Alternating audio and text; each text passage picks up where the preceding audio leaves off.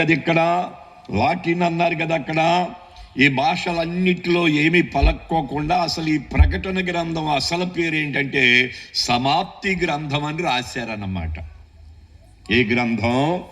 సమాప్తి గ్రంథం.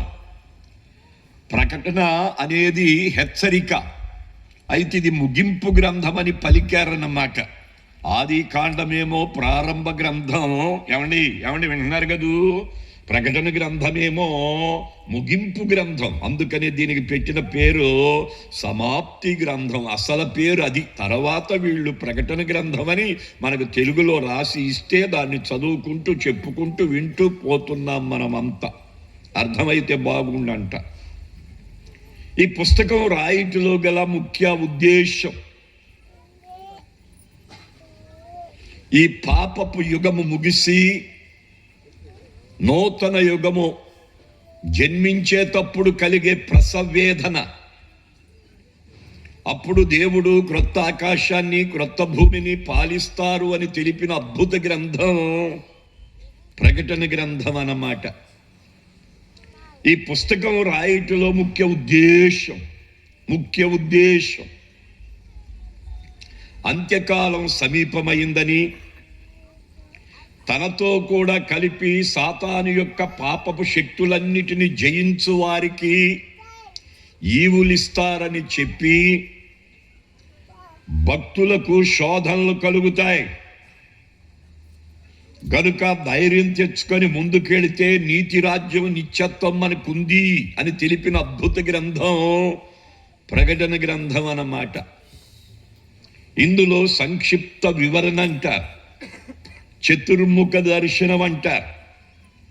అందులో మొదటి దర్శనం సంఘములకు ప్రభు క్రీస్తని, రెండవ దర్శనం ప్రభువులకు ప్రభు క్రీస్తని, మూడవ దర్శనం దేవతలకు దేవుడు క్రీస్తని పలికిన అద్భుత గ్రంథం ప్రకటన గ్రంథం అన్నమాట. ఈ ప్రకటన గ్రంథం అంతటిలో ముఖ్య వచనం, మూల వచనం అంటారులే, అది మొదటి అధ్యాయం 7వ వచనం అన్నమాట. ఇదిగో ఆయన మేఘారూఢై వచ్చుచున్నాడు, ప్రతి నేత్రం ఆయన్ని చూచును, ఆయన్ని పొడిచిన వారును చూస్తారు. అవును, ఆమేన్. ఇది ప్రకటన గ్రంథం అనబడిన ఈ పుస్తకము యొక్క పూర్వపు రంగం, దాని యొక్క సారాంశం. ఈ పుస్తక రచయిత ఎవరనుకున్నా? యోహాను గారు. యోహాను అనే వ్యక్తులు బైబిల్లో 5. అందులో ఒకడు ఈ ప్రకటన గ్రంథ రచయిత. ఏ యోహాను 5 అయితే అని ఆలోచన చేస్తే మొదటివాడు 1 అని రాసుకో, అక్కడ చదువు రాకపోతే హృదయంలో రాసుకో. ఇక్కడ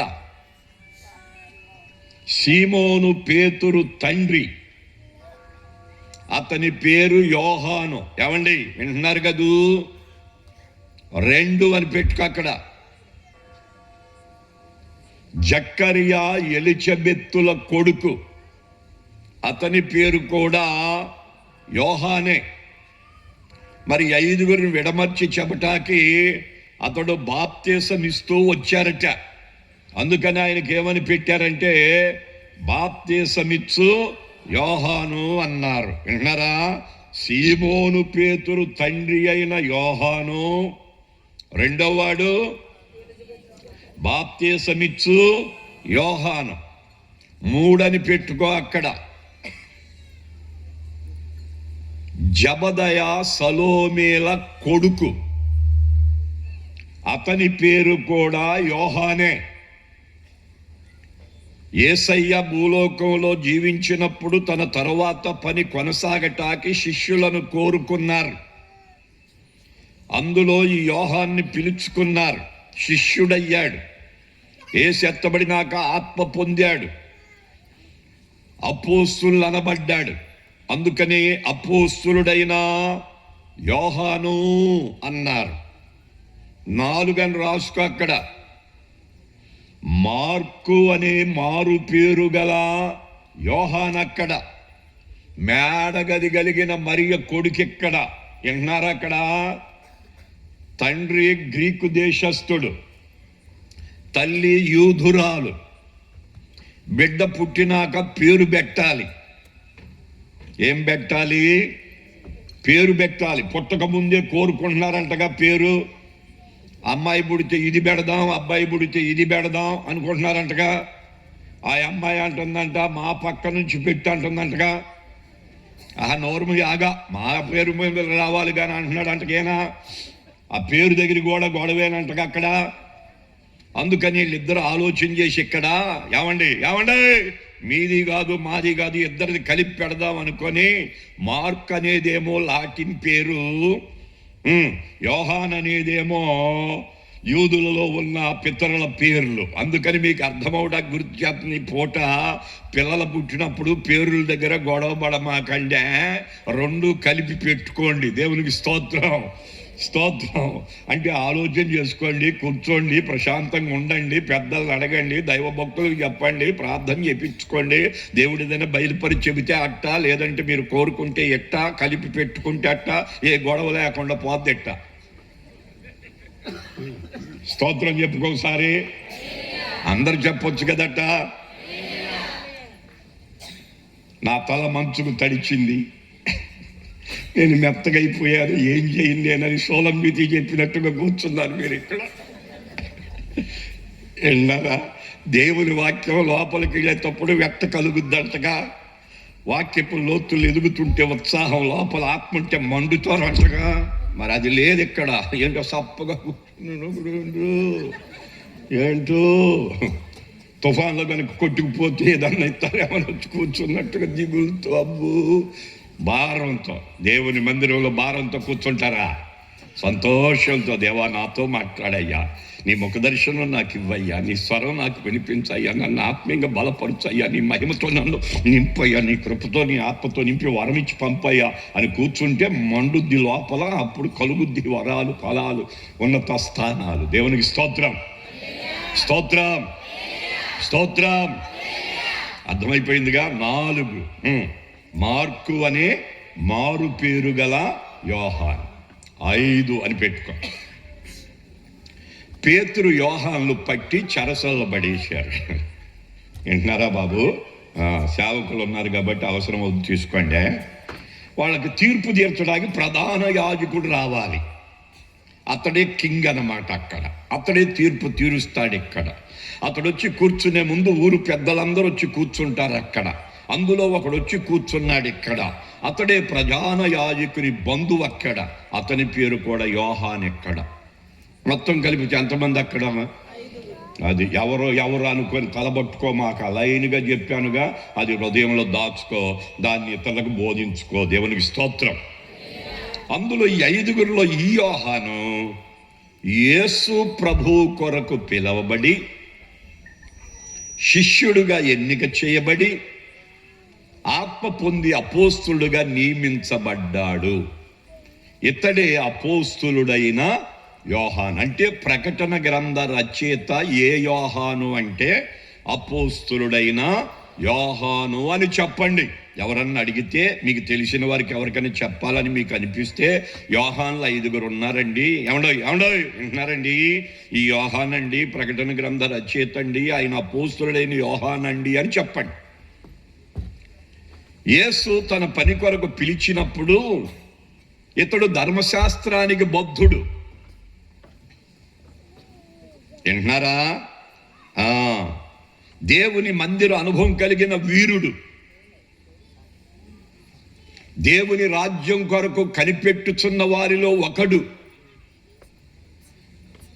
సముద్రపు వేటగాడు. అప్పటికే బోట్లు కలిగి ఉన్నాడు. పనివారు, పనికత్తెలు, 2 స్థలాల్లో 2 పెద్ద ఇళ్ళు. ఏమండి వింటున్నారు కదూ? అన్నీ కలిగిన యోహాను, అతని సహోదరుడు యాకోబు, 2 అన్నదమ్ములు వీరు. యేసు ప్రభు ఒక రోజు వారిని కలిసి, బాబు రే ఆగండి, ఇప్పుడు దాకా పక్కారుగా చేపలట్ట, ఈ కొద్దులే ఉండండి అట్ట, నన్ను వెంబడిస్తే నేను మనుషులు పట్టే జాలర్లుగా చేస్తా రండట్ట అని పిలుచుకుంటే వలలు విడిచిపెట్టి పనాలను విడిచిపెట్టి కలిగిందంతా విడిచిపెట్టి యేసుని వెంబడించిన వీరుల్లో 2 అన్నదమ్ములు, అందులో ఒకడు యోహాను. ఏమండి వింటున్నారు కదూ? యేసయ్య ఎక్కడికి వెళ్తే అక్కడ 3 అంటగా, అందులో యోహాను. ఎక్కడికి వెళ్తే అక్కడ 12 మంది అంటగా, అందులో యోహాను. ఎక్కడికి వెళ్తే అక్కడ 82 అంటగా శిష్యులు, అక్కడ యోహాను. దేవునికి స్తోత్రం చెప్పు. యేసు దగ్గరే కూర్చొని యేసు రొమ్మునట్ట తలకాయ ఆనించుకొని కూర్చున్నంత శక్తి ఈ యోహానికే ఉంది. ఏ యోహానికి? అపోస్తులైన యోహానికి ఉంది. అంత కుటుంబ వ్యవస్థ అన్నమాట. అందరూ ఒకే రంగు, ఒకే రూపు, ఒకే వయసు, ఒకే ఇక అవన్నీ చెప్పటానికి లేదు ఇక్కడ. కనుక వీరికే అర్థం అవడానికి గుర్తు చేస్తున్నా అక్కడ. స్తోత్రం. యేసయ్య వీరిని ఉరిమేడివారు అని పలికాడు. అన్నల దమ్ములను చూపించి వీళ్ళు మామూలు కాదురా, వింటావా, పెచ్చగా వచ్చారనుకుంటున్నారు మీరు, కాదు, వారు ఉరిమేడివారు. అంటే అభిషేకం పొందినవారు, రోషం కలిగిన వారు, ఆత్మలో మండుతున్నవారు, నా పని కొరకాయ ఎగిరిపడుతున్నవారు, అనేకులు పట్టి నాకు అప్పచెప్పడానికి ఇష్టపడుతున్న యోధులు వారు, సామాన్యులు కాదు అని ప్రభువు చెప్పిన మాట గుర్తు చేస్తున్న ఈ పూట. యేసు ప్రభు సిలువలో ఏలాడబడినప్పుడు కూడా యోహానా అని పిలిచాడు చూడు. 5గురులో ఏన్నే వింటున్నారు అక్కడ. ఏంటయ్యా యేసయ్యా అన్నాడు.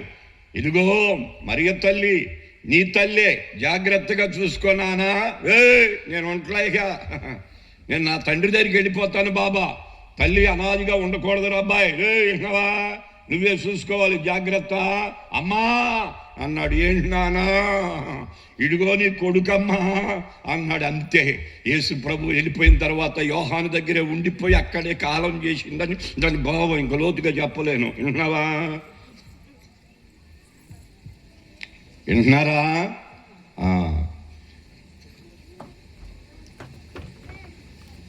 యేసు వారు తన పని ముగించుకొని పరలోకానికి ఎక్కి వెళ్ళిన తర్వాత శిష్యులందరూ మేడగదిలో కూర్చున్నప్పుడు వారితో చాలామంది శిష్యులు, మొత్తం కలిపి 120 మంది కనిపెడుతున్నప్పుడు పెంతెకొస్తు దినమందు ఆత్మ క్రొమ్మరించారు. ఆత్మ పొంది అన్య భాషలు మాట్లాడుతున్నారు. పండుగ రోజుల్లో ప్రజలు పోగుబడి వచ్చారు. వచ్చిన వారందరూ ఆ కేకలు, ఆ బొబ్బలు, ఆ భాషలు, ఆ మహిమ, ఆ అరుపులు, ఆ కేకలు, ఆత్మ, మంట, తృష్ణ, ప్రవచనాలు, ఏమండో విన్నదా, అవన్నీ ఇని పరిగెత్తుకుంటూ వచ్చారు. ఇదేంటట, పొద్దున్నే తాగారా ఏంటట, ఏంటి అరుస్తున్నారట, ఏం పని అట్ట, పండగ అయితే మాత్రం తెల్లరా పాటికే తాగాలంటట, ఏంటట విన్నారా? ఇదివరకు సాయంత్రం పూట పని అంతా అయిపోయిన తర్వాత ఎక్కడో ఉండే చీకట్లో దాంట్లో కచ్చిడి చూసి దూరి కత్తంత మూతి తుడుచుకొని బయటకు వచ్చేవాళ్ళు. ఇప్పుడు అట్ట కాదు, మంచం కింద దిండి కింద ఉంటుందంటగా. ఏంటది? మోకం కూడా కడిగే పని లేదంటగా మాయా.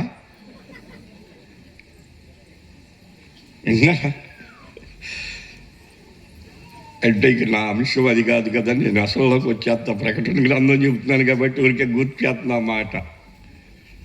వీళ్ళందరూ కూడా ఆశ్చర్యపోయారు. అప్పుడు వచ్చి ఏమిటిది వింత అంటే, అప్పుడు పేతురు లేచాడు. 11 మంది శిష్యులు ఇలాగే కూర్చున్నారు. కూర్చున్న వాళ్ళు ఇట్లా కుర్చీలో కూర్చోరు. ఎందుకంటే సేవ అంటే నానా, సేవకుడు పిలుచుకుంటే బాబా ఇవన్నీ తీసేసి మోకాటి మీద లైన్గా పడి ప్రభువా పాటలు పాడుతున్నారు, హృదయాల్లో క్రియేజ్ బాబా మమ్మల్ని పిలుచుకున్నాడుగా నాన్న, ఆ భక్తుడు బలంగా ఉండాలి, సంఘం బలపడాలి ప్రభా, గ్రామం అంతా కదలాలి నాయన, వాళ్ళందరూ రక్షణ పొందాలయ్యా అని వెనక ఏడుస్తూ ఉంటే పని జరుగుద్ది. ఇక్కడ వచ్చినాడు కాలు మీద కాలు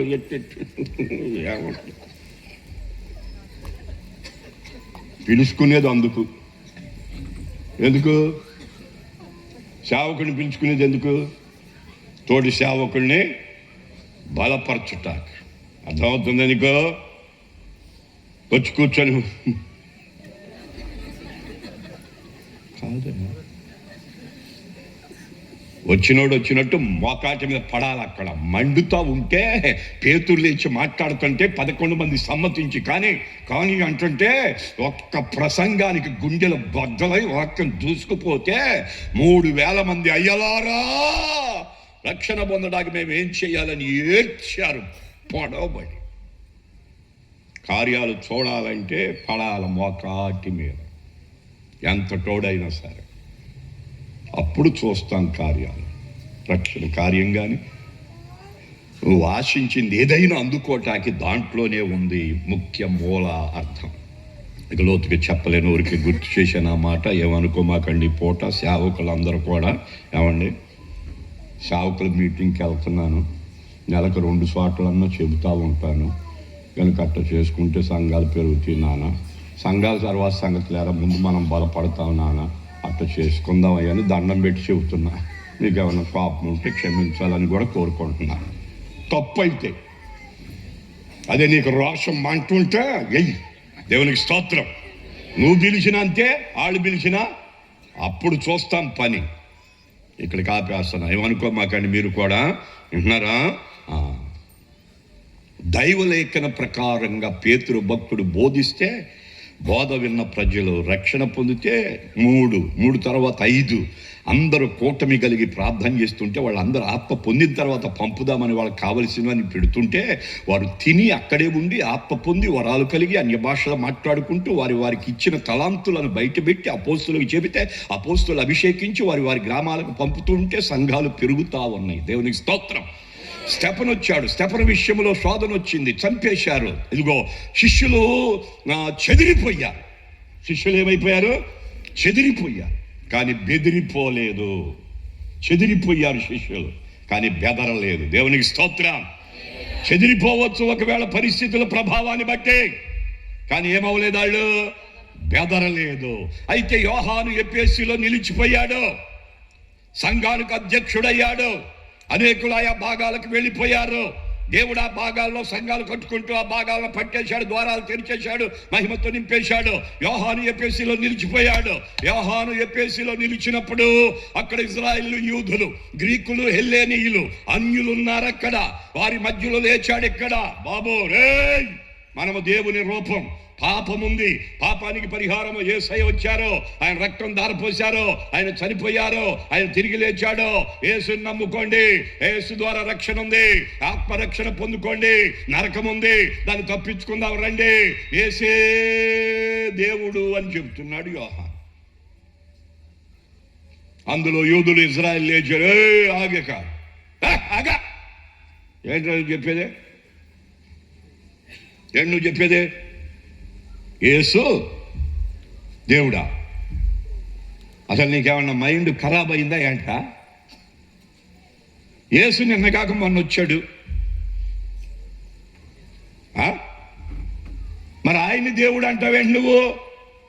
అంతకుముందు దేవుడు లేడా? ఆ దేవుడు చాలు మాకు, కొత్త దేవుడు వద్దు. ఆగో, మాకు ఇక్కడ మాకు ఈ మాటలొద్దు, యేసుని గురించిన వార్త మాకు వద్దు. మరేం చెప్పాలి మీకు?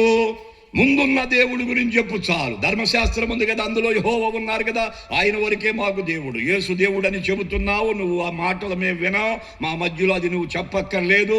ఆయన ఎక్కడ పుట్టాడో మాకు తెలుసు, ఏం చేశాడో మాకు తెలుసు, అదంతా మాకు తెలుసులేరా.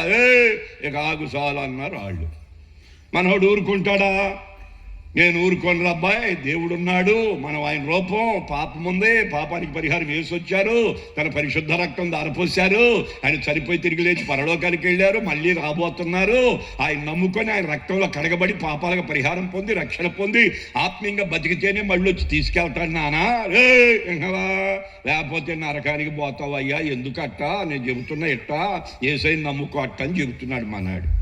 ఇప్పుడు వాళ్ళందరికి కోపం వచ్చేసింది. మేము చెప్పిన ఇంట్లో ఈడు ఇక ఈయన వదిలితే అట్టా, వేసేద్దాం అట్ట అని 10 మంది కలిపి బాగా చితగొట్టారు మా నాన్న అట్ట. ఆ మాట ఈ మాట అధికారులకు తెలిసిందట. వాళ్ళు తెలిసి వచ్చారెట్ట. ప్రజలందరూ వద్దంటే నువ్వెందుకు తన్నులు తింటావరెట్ట, ఇక సార్లే ఆగట్ట, ఇక యేసుని గురించి చెప్పమాకెట్ట అన్నారు వాళ్ళంతా. నేనెందుకు ఊరుకుంటా, చెప్పేదని రోడ్డు ఎమ్మడబడి చెబుతా పోతున్నాడు మనాడు. అధికారులకు ఆలోచన వచ్చి చెత్తగొట్టి జైల్లో పడేశారంట, తీసుకెళ్లి యోహాను గారిని. ఆ జైల్లో ఖైదీలు ఉంటారంటగా, భోజనాల టైం ఉంటుందంటగా. అట్ట అందరూ కూర్చున్నప్పుడు అప్పుడు చెబుతున్నాడంట, బాబు రే, నువ్వేదో తప్పు చేసి వచ్చి ఉంటావు ఇక్కడికి, నేను మాత్రం ఏ తప్పు చేయలేదయ్యా, దేవుడి గురించి చెబితే బాబా కొట్టి ఎక్కడ వేశారా, నువ్వే తప్పు చేసావో నాకు తెలియదు కానయ్యా, యేసు దేవుడు బాబా, యేసు నమ్ముకుంటే నానా రే నీ షరతు ఏం చేస్తాడయ్యా? భార్య పిల్లలతో హాయిగా బతుకుతావు నాన్న, ఎందుకురా ఎక్కడికి గంజికోడు, ఈ చీకట్లో మనకెందుకు ఈ బతుకులు? అయ్యో యేసు నమ్ముకో, వెలుగ్గా వచ్చాడు, ఆయన నమ్ముకుంటే షరతు తెగిపోద్దురా, ఈ సంఖ్యలు పోతేరా, న్యాయం చేస్తాడురా, నిన్ను విడిపిస్తాడు బాబు, యేసు నమ్ముకో నానా అని అక్కడ చెబుతున్నాడంట. ఎక్కడ? జైల్లో. ఆ జైలు అధికారులు అంట, రోమ అధికారులు చెప్పారంట, అక్కడేదో వద్దని కొట్టి పంపిస్తే ఇక్కడ ఊరుకున్నాడా ఈడు, ఇక్కడ మొదలెట్టాడు అన్నారంట వాళ్ళు. అయితే ఈయన్ని ఏం చేద్దామని ఒక ఆలోచనకు వచ్చి, ఇట్ట కాదు అసలు ప్రపంచంలో ఇక యేసు ప్రభువుని గురించి ఎవ్వడూ మాట్లాడకుండా చేద్దాంరా, ప్రజలందరికీ పిలుపునియండి, ఒక మైదానానికి ఆయన్ని తీసుకురండి అన్నారంట. ఒక పెద్ద మైదానం ఉంటే ఆ మైదానంలోకి తెచ్చారంట. ఇక్కడ స్తంభం ఉందా, ఇక్కడ ఒక కర్ర కట్టారు, ఇక్కడ ఈ రెండు దిమ్మలు ఎట్టగట్టి లైట్లు కట్టారో అట్టగట్టి మధ్యలో తాడు పెట్టి మధ్యలో గిలక పెట్టి ఆ గిలక తాడు కిందకేసి యోహానును తెచ్చి నడుము కట్టారంట, పైకి లాగారంట. యోహాను ఏలాడబడుతున్నాడు మధ్యలో. ప్రజలందరూ రోమా అధికారులు పిలుపునిచ్చారు, ఏదో యేసు ప్రభు మాట వినపడకుండా చేస్తారంట. ఏం చేస్తాడో చూద్దాం చూద్దాం, రండిరా రండిరా వచ్చేయండి అని దండోర వెత్తే ప్రజలు వేల మంది వచ్చేసి ఆ మైదానం మొత్తం చూస్తున్నారు. వింత. పైన ఏలాడదీసిన మనవాడు యోహాను పైన ఏలాడబడుతుంటే కింద పెద్ద కళాయి పెట్టారంట. ఆ కళాయి కింద మంట పెట్టారంట. ఆ కళాయి నిండా నూనె పోశారంట. అది సలసలా గాగుతున్నప్పుడు ఏమంటే పొంగులు వస్తాయి అంటగా, ఎక్కువ గాగితే ఏంటట మాట్లాడేంటి ఆడవాళ్ళట, నీళ్లు పోతేనే బొమ్మలు ఎగుతుందంట గిట్ట. అట్ట సలసలా కాగుతున్నప్పుడు యోహాను బాబు కిందకు చూడరా అన్నారంట. చూస్తే ఏముంది, కళాయి, నూనె కళాయి సలసలా కాగుతుంది. చూపించారు. ఇప్పుడు చెప్పు నాన్న, అయ్యో తాడు వదిలిపెడితే దాంట్లో మళ్ళీ తాళ్ళు లాగిన నువ్వు ఉండవు అక్కడ, విన్నావు ఎక్కడ, కనుక ఆలోచన చేసుకొని చెప్పరా దేవుడు ఎవరు అని అడిగారంట. ఎక్కడ?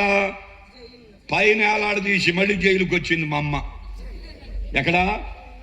పైన తాడుకి ఏలాడదీసి గిలక కట్టి మధ్యలో పెట్టి ఏలాడుతున్న యోహాను అడిగారు, కింద నూనె పెట్టి. అర్థమైందా? అప్పుడు యోహాను ఏలాడబడుతూ అక్కడ కూడా అంటున్నాడు, అప్పుడేంటి ఇప్పుడు, ఇప్పుడేంటి ఎప్పుడైనా. విన్నారా? అప్పుడేంటి ఇప్పుడు, ఇప్పుడేంటి ఎప్పుడైనా.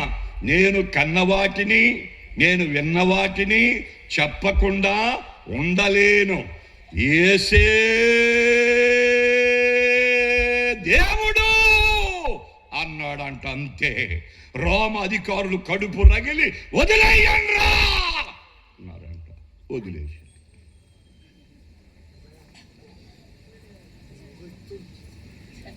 యోహాను అరికాళ్ళు ఆ వేడిమి గల నూనెను అలా తాకగానే చల్లబడిపోయిందంట. దేవునికి స్తోత్రం చెప్తావా? ఆ కళాయిలో నుండి బయటకు వచ్చాడు మనాడు. అధికారులకు దిమ్మ తిరిగింది అక్కడ. ప్రజలందరూ ఆశ్చర్యపోయారు. ఇక్కడ ఏమిటి వింత, మంటలో ఎత్తే నూనెలో ఎత్తే కాగి మాడి మసవ్వాలి కదట, ఎముకలు మిగలాలి కదట, ఏంటి మామూలుగా లిగిసి వచ్చాడట, ఏం జరిగిందట, ఏముంది వాళ్ళు అట్ట, సామాన్యుడు కాదట, ఏదో శక్తి ఉందట, మనం అనుకున్నట్టుగా లేడట. వింటున్నారట.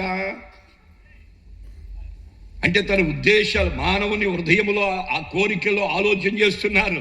నూనెలో పడేస్తే చావాలి కదా, చావకుండా బ్రతికి బయటకు వచ్చాడంటే మామూలు వ్యక్తి కానే కాదు. ఏదో శక్తి, ఏదో మహిమ, ఏదో ఒక ఆత్మ పని చేస్తుంది ఇతల్లో. గనుక ఇతన్ని ఏం చేయాలి? కొట్టాం, ఊరుకున్నాడా? జైలు వేసాం, ఆగాడా? చంపాలనుకున్నాం, చచ్చాడా? ఇక దావడీడు లేదు. అయితే ఓ పని చేద్దాం, మనుషుల మధ్యలో వదిలామా ఇక ఇదే పని మీద ఉంటాడు. గనికి ఎక్కడొద్దు, మనిషి సంచారం లేని స్థలానికి తీసుకెళ్ళిపోదాం. అంటే మన దేశానికి భయంకరమైన క్రూరంగా బతికేవాడు ఎవడైనా ఉంటే నా చిన్నప్పుడు అండమాన్ దీవుల్లో పడేసేవాడు. తెలుసా మీకు? విన్నారా మాట? ఏ దీవులు తెలుసా? విన్నారా ఎప్పుడైనా? అక్కడ వేసేవాళ్ళు అంట. ఇప్పుడు అక్కడ కూడా సంఘాలు కట్టారులే. వింటున్నారా? మన పెంతుకొస్తే వాళ్ళు కూడా ఇద్దరు పంపించాం నాన్న, వెళ్ళి సేవ చేసి మళ్ళీ వచ్చారు. కొంతమంది పంపించాం, మళ్ళీ చేస్తున్నారు. ఇప్పుడు అర్థం అవడానికి చెప్తున్నాను మీకు.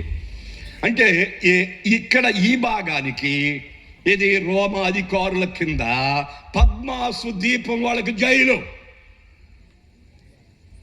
ఒక్క కారు మీద తీసుకొని వెళ్ళి ఒక బోట్లో తీసుకెళ్ళి ఆ సముద్రం మధ్యలో ఉన్న ఆ లంకలో దింపి ఇదిగో అక్కడ పెట్టి, బాబు రే రే ఇప్పుడు చెప్పుకోరా, ఆ జలచరములకు చెప్పుకుంటావో ఎగిరే పక్షులకు చెప్పుకుంటావో, చెప్పుకో మేము పోతున్నామని వచ్చేసారంట. ఇక యోహాను అక్కడ మోకరించి ప్రార్థనలో కూర్చున్నాడంట. దేవా, నేను నా పని చేసుకున్నప్పుడు పిలిచావుగా బాబా, నీ ఆత్మతో నింపి వాడుకుంటున్నావుగా నాన్న, వాడబడుతున్న కాలానికి నన్ను పట్టి కొట్టించావేంటయ్యా, ఎందుకట్లా చేశావు నాన్న? కొట్టినోడు ఊరుకున్నావా? జైల్లో పడేసావుగా బాబా, జైల్లో పడేసిన వాళ్ళు ఊరుకున్నారా? సంపాలని కళాయిలు వేశారు, కాపాడేవలే కానీ మరి కాపాడినోడు అక్కడ ఉంచాల్సింది ఇక్కడికి తెచ్చేవేంటి నాన్న? ఏం చేయాలయ్యా ఇప్పుడు నేను? ఎందుకు నన్ను ఇక్కడికి తెచ్చావు దేవా? నన్ను ఇక్కడికి తేవటానికి నీ కారణమేంటి?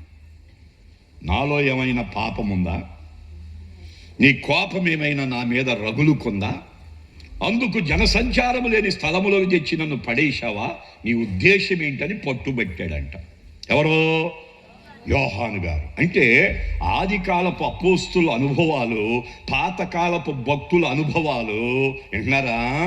శోధన వచ్చిందనుకో, ఆ రోజు ఎందుకు వచ్చిందని పట్టుబట్టి ఉపవాసం ఉండి కడుపు గట్టి అడిగి తెలుసుకొని ముందుకు వాటి నుంచి విడుదల పొంది వెళ్ళేవారట. వింటున్నారా? వ్యాధి వచ్చింది, ఎందుకు వచ్చిందని పట్టుబట్టి అడిగి దాని నుంచి విడుదల పొందడానికి మార్గాలు తెలుసుకొని, లోపాలు ఉంటే దేవుని దగ్గర అడిగి దాన్ని ఒప్పుకొని విడిచిపెట్టి బతుకు మార్చుకొని బతికి దాని నుంచి స్వస్థత పొందేవాళ్ళు అంట ఆ రోజుల్లో. ఈ రోజుల్లో వ్యాధి వచ్చిందా? అందరికి వస్తుంది అంటలేవే, మనకు వస్తే పెద్ద ఇది ఏముంది, కానీ సరిపెట్టుకుంటున్నారు భక్తి. యోహాను అలా కాదు, పట్టుబట్టి అడుగుతున్నాడు, నాలో ఏమైనా పాపం ఉందా? అది నాకు తెలిపితే సరి చేసుకుంటాను కదా. ఒకవేళ నీ కోపం ఏమైనా వచ్చిందా? అది ఎందుకు వచ్చిందో చెప్పొచ్చు కదా ఇక్కడ. అదేం కాకుండా తెచ్చి పడేసేవేంటి అక్కడ? ఎందుకు ఊరుకుంటా ఇక్కడ? రా, అసలు సంగతి ఏంటో చెప్పి ఇక్కడ, అప్పుడు దాకా ఊరుకోని ఎక్కడని పట్టుబట్టి ఏడుస్తుంటే దేవుని సింహాసనం కదిలిందంట. దేవునికి స్తోత్రం. అయ్యో, నా కుమారుడు యోహాను పద్మాసులో ఏడుస్తున్నాడు, వాడు ఏడుపుని చూసి నేను ఎట్టుంటా? నా కుమారుడు వాడు, నా బుద్ధి బిడ్డవాడు, నాకు ఇష్టమైన వాడు, నా భక్తుడు, నా శ్రేష్ఠుడు, నాకు ఇష్టడు. విన్నావా? ఇనా భక్తి అంటే అట్ట విన్నారెట్ట. ఏదో శాస్త్రం శాస్త్రం కాదు, దేవుని హృదయంలోకి వెళ్ళిపోయి దేవుని సింహాసనాన్ని కదిలించి ఆయనలో నుండి శక్తిని పొందుకునేదే భక్తి, వచ్చిపోయేది కాదు. విన్నావా? అది అన్నమాట అసలు సంగతి. ప్రభు దిగొచ్చేసాడు. ఎక్కడికి? పద్మాసులోకి. యోహాను యేసయ్యను చూడగా మూర్ఛలు పడిపోయాడు. పడిపోయిన వాళ్ళు లేపి కూర్చోబెట్టి యేసయ్య మాట్లాడుతున్నాడు, నా కుమారుడా, నిన్ను ఇక్కడికి తేవడానికి నా ప్రణాళిక ఉంది. నువ్వేమో నా మీద తిరగబడి నా పాపమా నీ కోపం అంటున్నావు. నీ పాపము కాదు, నా కోపము కాదు, ఇది నా ప్రణాళిక. వర్తమాన, భూత, భవిష్యత్ విషయాలు నీ ద్వారా లోకానికి తెలపగోరి నిన్ను ఇక్కడికి తెచ్చా, అందుకే వచ్చా. నేను చెబుతా, నువ్వు రాయి అన్నారంట. దేవునికి స్తోత్రం.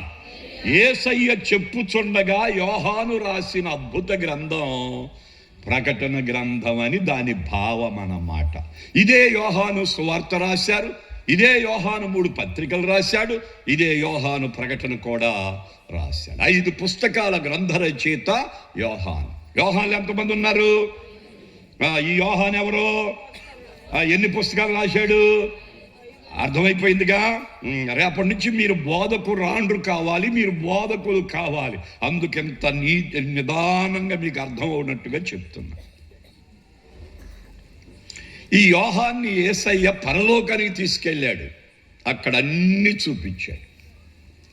అక్కడి నుంచి కిందకు చూడు ఏం జరగబోతుంది అన్నాడు, ఇక్కడ చూపించాడు, ఇక్కడ జరగబోయేవి చూశాడు, మొత్తం కలిసి రాశాడు. మొదటి అధ్యాయం దర్శనం, 2, 3, 4 వరకు, లేక 2 అధ్యాయాలు సంఘాలకు వర్తమానం. 4వ అధ్యాయం సంఘమెత్తబడుట.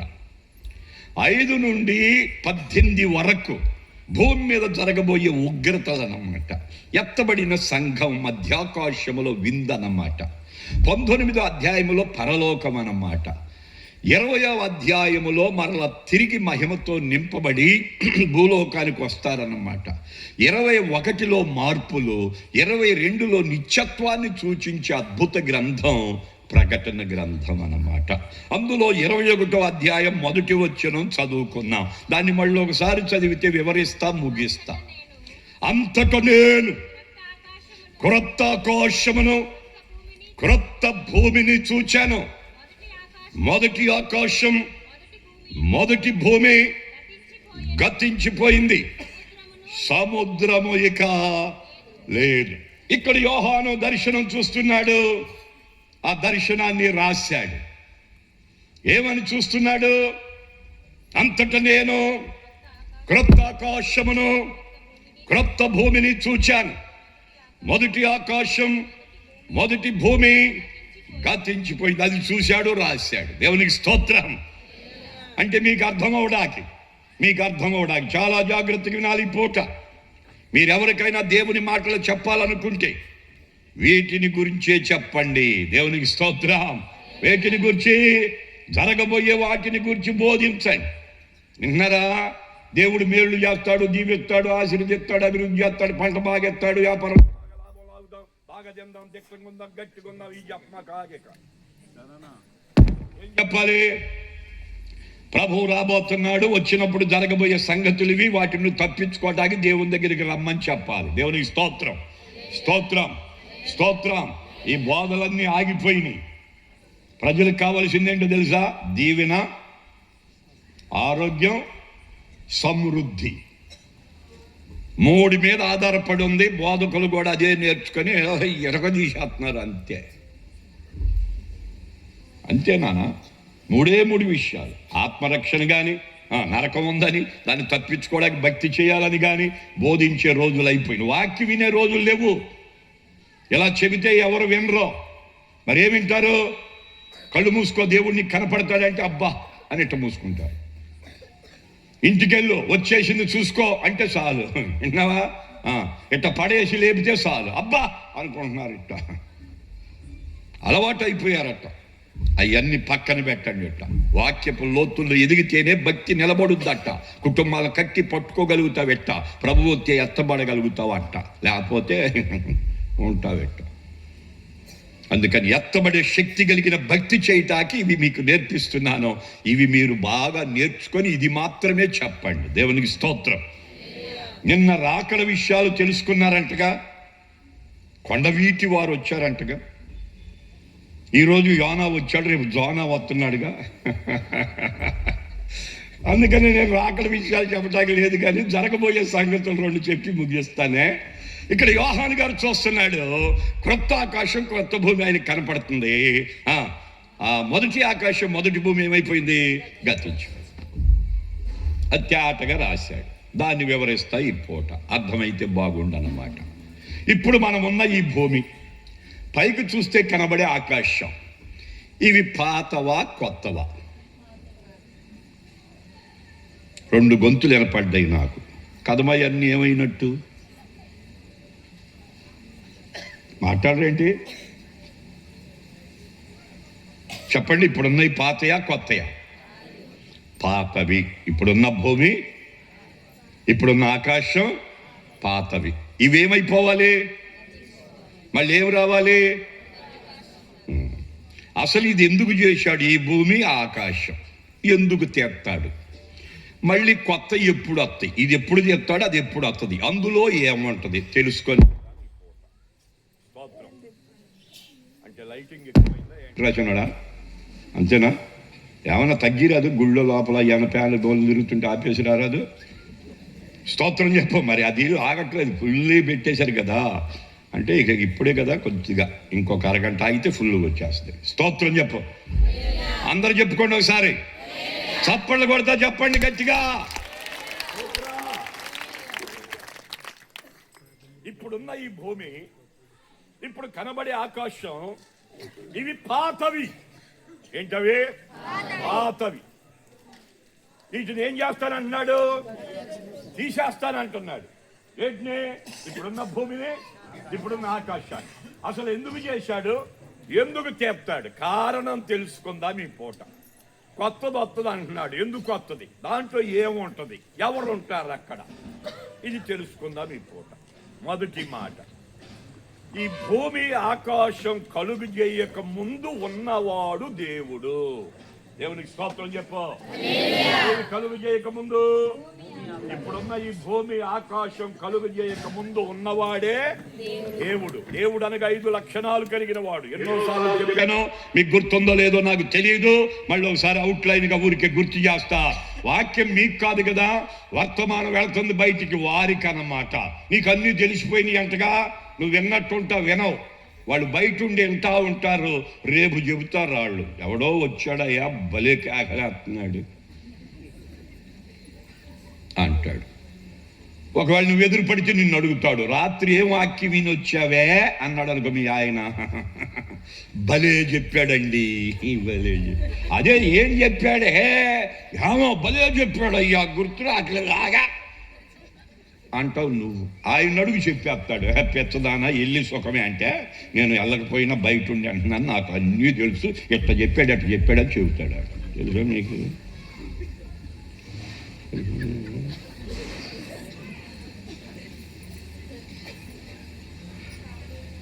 ఇళ్లల్లో పైన కూర్చొని ఎక్కడెక్కడో ఉండి వింటూ ఉంటారు ప్రశాంతమైన వాతావరణాల్లో. దేవునికి స్తోత్రం.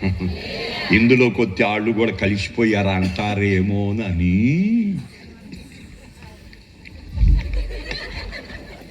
నిజం, వాళ్ళు శ్రద్ధగా వింటారు. ఏమైనా తప్పులు వస్తాయేమని వెతుకుతా ఉంటారు. అదొక గుంపు, అది కాసుకొని ఉంటుంది అక్కడ. మన గురించి అని చెప్తారు, దానికోసం కాసుకుని ఉండేవాళ్ళు కదా అనుకుంటారు. మనం ఏదో కూర్చున్నాం, మనం భక్తులు అని చెప్పుకొని ఇక మనకు మించి ఎవరు ఎంటలేదు అనుకో, మాకు ఆగు. అందుకని నీకు అర్థం అవడానికి, ఇప్పుడున్న భూమి ఆకాశాన్ని ఎందుకు దేవుడు చేశాడు అంటే, దేవుడు ఉన్నవాడు. ఏది? వీటన్నిటికంటే ముందున్నవాడు. దేవుడు అంటే 5 లక్షణాలు వివరించలేని, కానీ 1 ఆత్మరూపి అన్నారు, 2 అగ్ని అయిన వాడు అన్నారు, 3 సర్వాంతరయామి అన్నారు, 4 సర్వముఖ శక్తిమంతుడు అన్నారు, 5 శూన్యములో వసించేవాడు దేవుడు అన్నారు. ఆయన్ని అదృశ్య దేవుడు అన్నారు.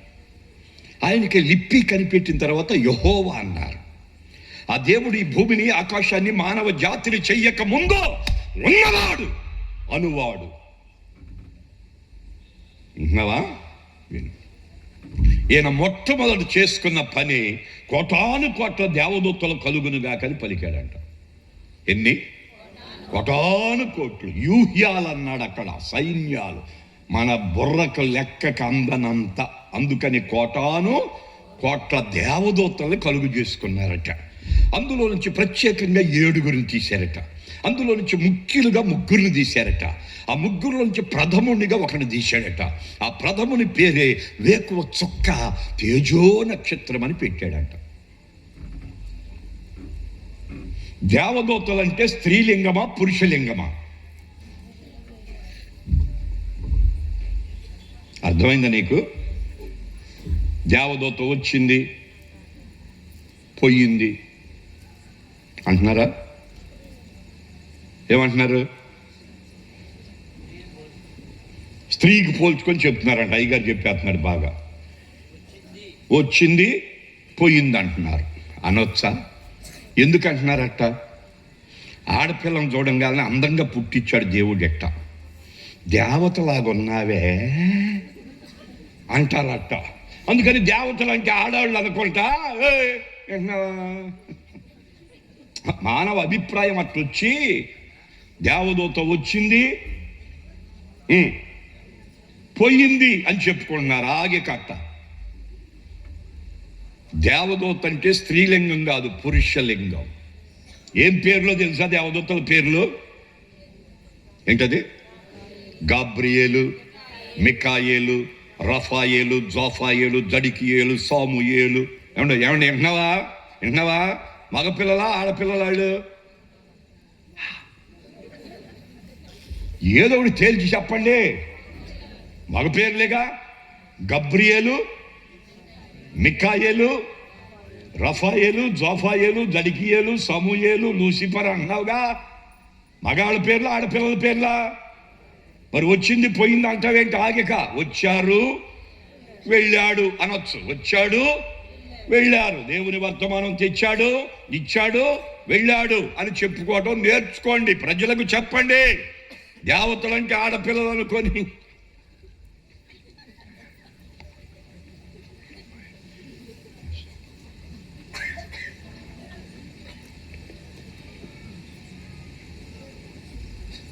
స్తోత్రం స్తోత్రం. ఈ ప్రముఖ దూతకు దేవుడు ఆజ్ఞ జారీ చేశారట. దూతలందరిని ఇలా క్రమబద్ధములో ఉంచు, నేను మేఘమండలం మీద మహిమ సింహాసనాసీనుడై కూర్చుంటా, నన్ను స్తుతించండి అని కోరారట.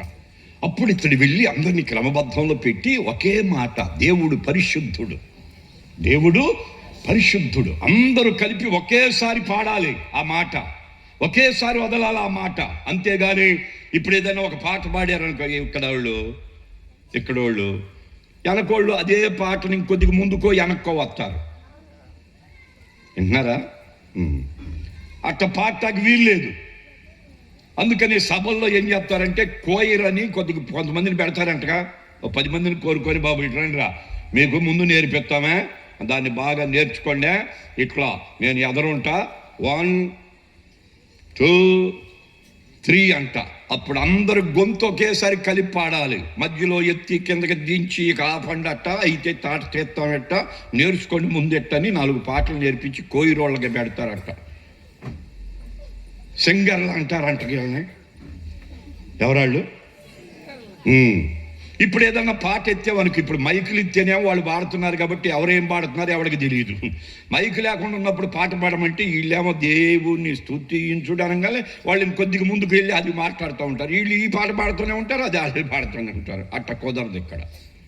అందుకని ఏముండాలి ఇక్కడ? క్రమము లేనిదేదో అది అక్రమం. అక్రమము చేయవారులారా నా యొద్ద నుండి తొలగిపోండి అని తరిమి కొట్టే రోజు రాబోతుంది. దాన్ని చెప్పిపోబోతుంది ఈ పూట. దేవునికి స్తోత్రం.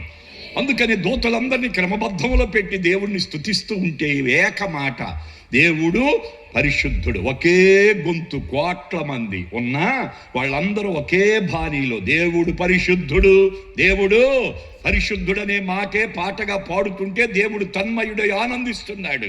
ఈ ప్రముఖ దూతకు ఆలోచన వచ్చింది, దూతలారా దేవుడు అంతగా ఆనందించడ కారకులు ఎవరో అంటే మనమే అన్నారంట.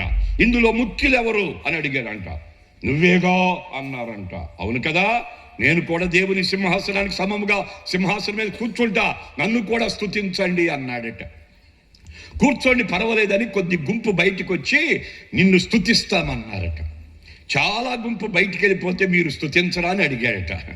నువ్వు దేవుడు కాదు కదా, నిన్ను స్తుతించం, దేవుణ్ణే స్తుతిస్తామని ప్రక్కకి వెళ్ళిపోయారట.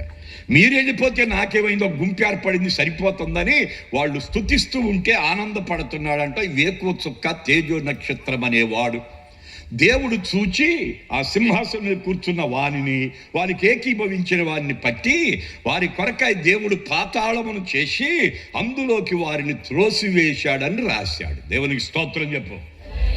అర్థమైంది ఇప్పుడు? అప్పుడు దేవుడు మళ్ళీ సింహాసనం మీద కూర్చున్నారు.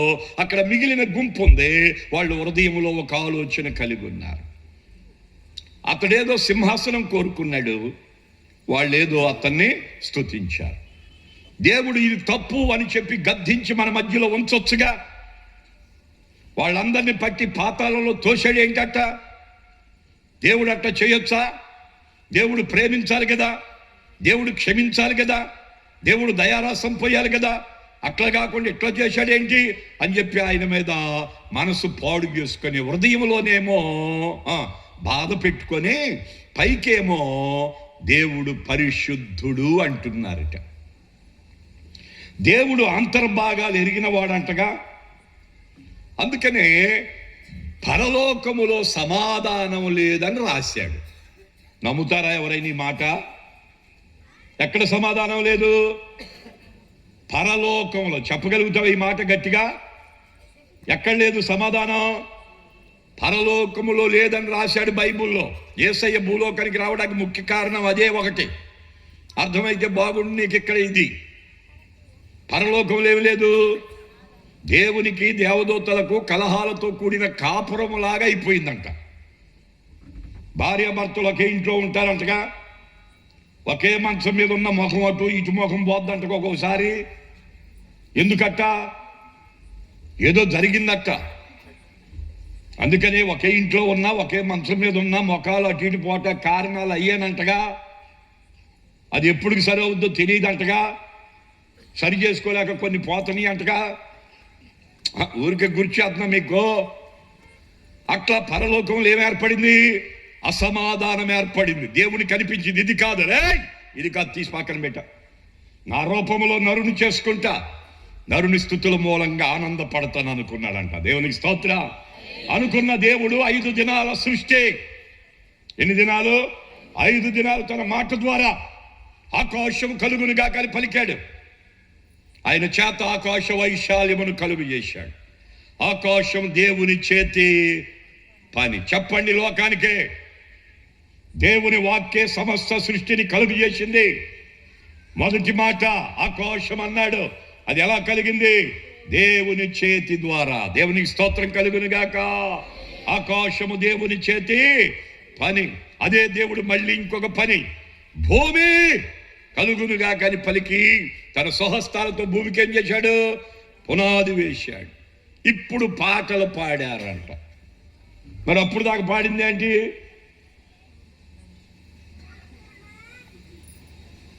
పల్లవి మాత్రమే. ఏం పాడారు అప్పుడు దాకా? పల్లవే. దేవుడు దేవుడు అనొచ్చుగా ఒక మాట, ఏమైంది నోటి ముత్యాలు రాతి అట్ట. దేవుడు దేవుడు దేవుడు, అదే పాట, అదే ఏమంటారు దాన్ని? పల్లవి అంటారు. ఇక దానికి చరణాలు లేవు అక్కడ. ఇప్పుడు మొదలెట్టారు ఇక్కడ. విన్నారు అక్కడ? దేవుడు పరిశుద్ధుడే కాదు, ఏమంటే విన్నావా? ఆయన ఆకాశమును కలుగు చేశాడు, అందుకు స్తోత్రం అని వేశాడు కింద ఒకటి పెట్టి. విన్నావు? ఇక్కడ చరణాలు అట్ట వచ్చినాయి. అక్కడ అర్థమైతే బాగుండు నీకు. ఇక్కడ ముందు పల్లవి, ఎప్పుడైతే భూమికి పునాది వేశాడో 2వ చరణం మొదలు పెట్టారు. ఇక్కడ దేవుడే స్వహస్తాలతో భూమికి ఏం చేశాడు? పునాది వేశాడు. ఆయన సమస్తమును కలుగు చేశాడు అని పాటలు పాడారు దేవదూతలు అని రాశాడు అక్కడ. గుర్తు చేశా ఈ పూట ఇక్కడ. కనుక ఇలాగ వెళుతున్న సందర్భంలో 5 రోజులు సృష్టి. అర్థమైందిగా? 6వ దినాన దేవలోకాన్ని వీడి భూలోకానికి వచ్చాడు. తను ఎలా ఉంటాడు? ఆ రూపులో బొమ్మను చేయాలనుకున్నాడు. స్వహస్తాలతో ఆయనే మట్టిని తీశాడు. ఆయన ఎలా ఉంటాడు? ఆ రూపులో చేసుకున్నాడు. ఈ నాసికలకు జీవాత్మను ఊదాడు. నరుడు జీవాత్మాయను. దేవుడు అతనికి పెట్టాడు పేరు ఆదాము అని. అతని కొరకు ఏదైనా తోట, దాన్ని అంతటిని యాలమని, సమస్తానికి పేర్లు పెట్టమని అధికారం ఇచ్చాడు. దేవుడు పరలోకానికి వెళ్ళి స్తుతులు ఆగ్రహించి భూమండలానికి వచ్చేవాడు. భూమి మీద ఏదైనా తోటలో ఆదాము దేవుని రొమ్మును ఆనుకునేవాడు. వెళ్ళి దేవుని స్తుతించేవాడు. దేవుడు తన్మయుడై ఆనందించేవాడు. దేవుడంటే 5 లక్షణాలు అని చెప్పాను. దేవుడంటే అగ్ని, దేవుడంటే ఆత్మ, దేవుడంటే మహిమ, దేవుడంటే వెలుగు, దేవుడంటే పరిశుద్ధుడు. ఇక ఎన్నన్నా చెప్పుకో. అలా దేవుని రూపంలో చేయబడిన మొదటి నరుడు. దేవుడు అగ్ని అయితే నరుడు కూడా అగ్నే. దేవుడు మహిమ అయితే నరుడు కూడా మహిమే. దేవుడు వెలుగైతే నరుడు కూడా వెలుగే. దేవుడు పరిశుద్ధుడైతే నరుడు కూడా పరిశుద్ధుడే. దేవుడు యథార్థవంతుడైతే నరుడు కూడా యథార్థవంతుడే. దేవునితో ఆనందిస్తూ దేవుని స్తుతిస్తూ ఉండగా ఆయన ఆనందపడి ఈ మనిషిని ఆనందపరుస్తూ వెళుతూ వస్తూ ఉండగా ఒంటరిగా ఉన్నాడు, తొంటర పనులు చేస్తాడేమోనని అట్ట కాదనుకొని జంటం చేశాడంట. ఎవరిని చేశాడు? జంటం చేశాడు. ఎందుకని? ఒంటరిగా ఉండటం మంచిది కాదనుకున్నాడు. అందుకనే తననే గాఢ నిద్ర కలుగు చేసి అతనిలో నుండి ఏమేమి తీశాడు? రక్తము, మాంసము, నీరుని తీసి మూడిటిని కలిపి నారిని చేశాడు. దేవునికి స్తోత్రం. మగ మనిషేమో దేవుని రూపం, ఆడ మనిషేమో దేవుని అంతర్భాగం. దేవునికి స్తోత్రం. తను ఏది నరుడికి చెయ్యాలనుకున్నాడో అది కొంత ఆలస్యం అవటం వలన ఈ అమ్మాయిని చేస్తే ఆ అమ్మాయి నేను చెయ్యాలనుకున్న పనులన్నీ చేస్తుందని దేవుని ఆలోచన బట్టి బయటకు వచ్చిందే స్త్రీ. విన్నారా? స్త్రీ అంటే ఏంటో తెలుసా?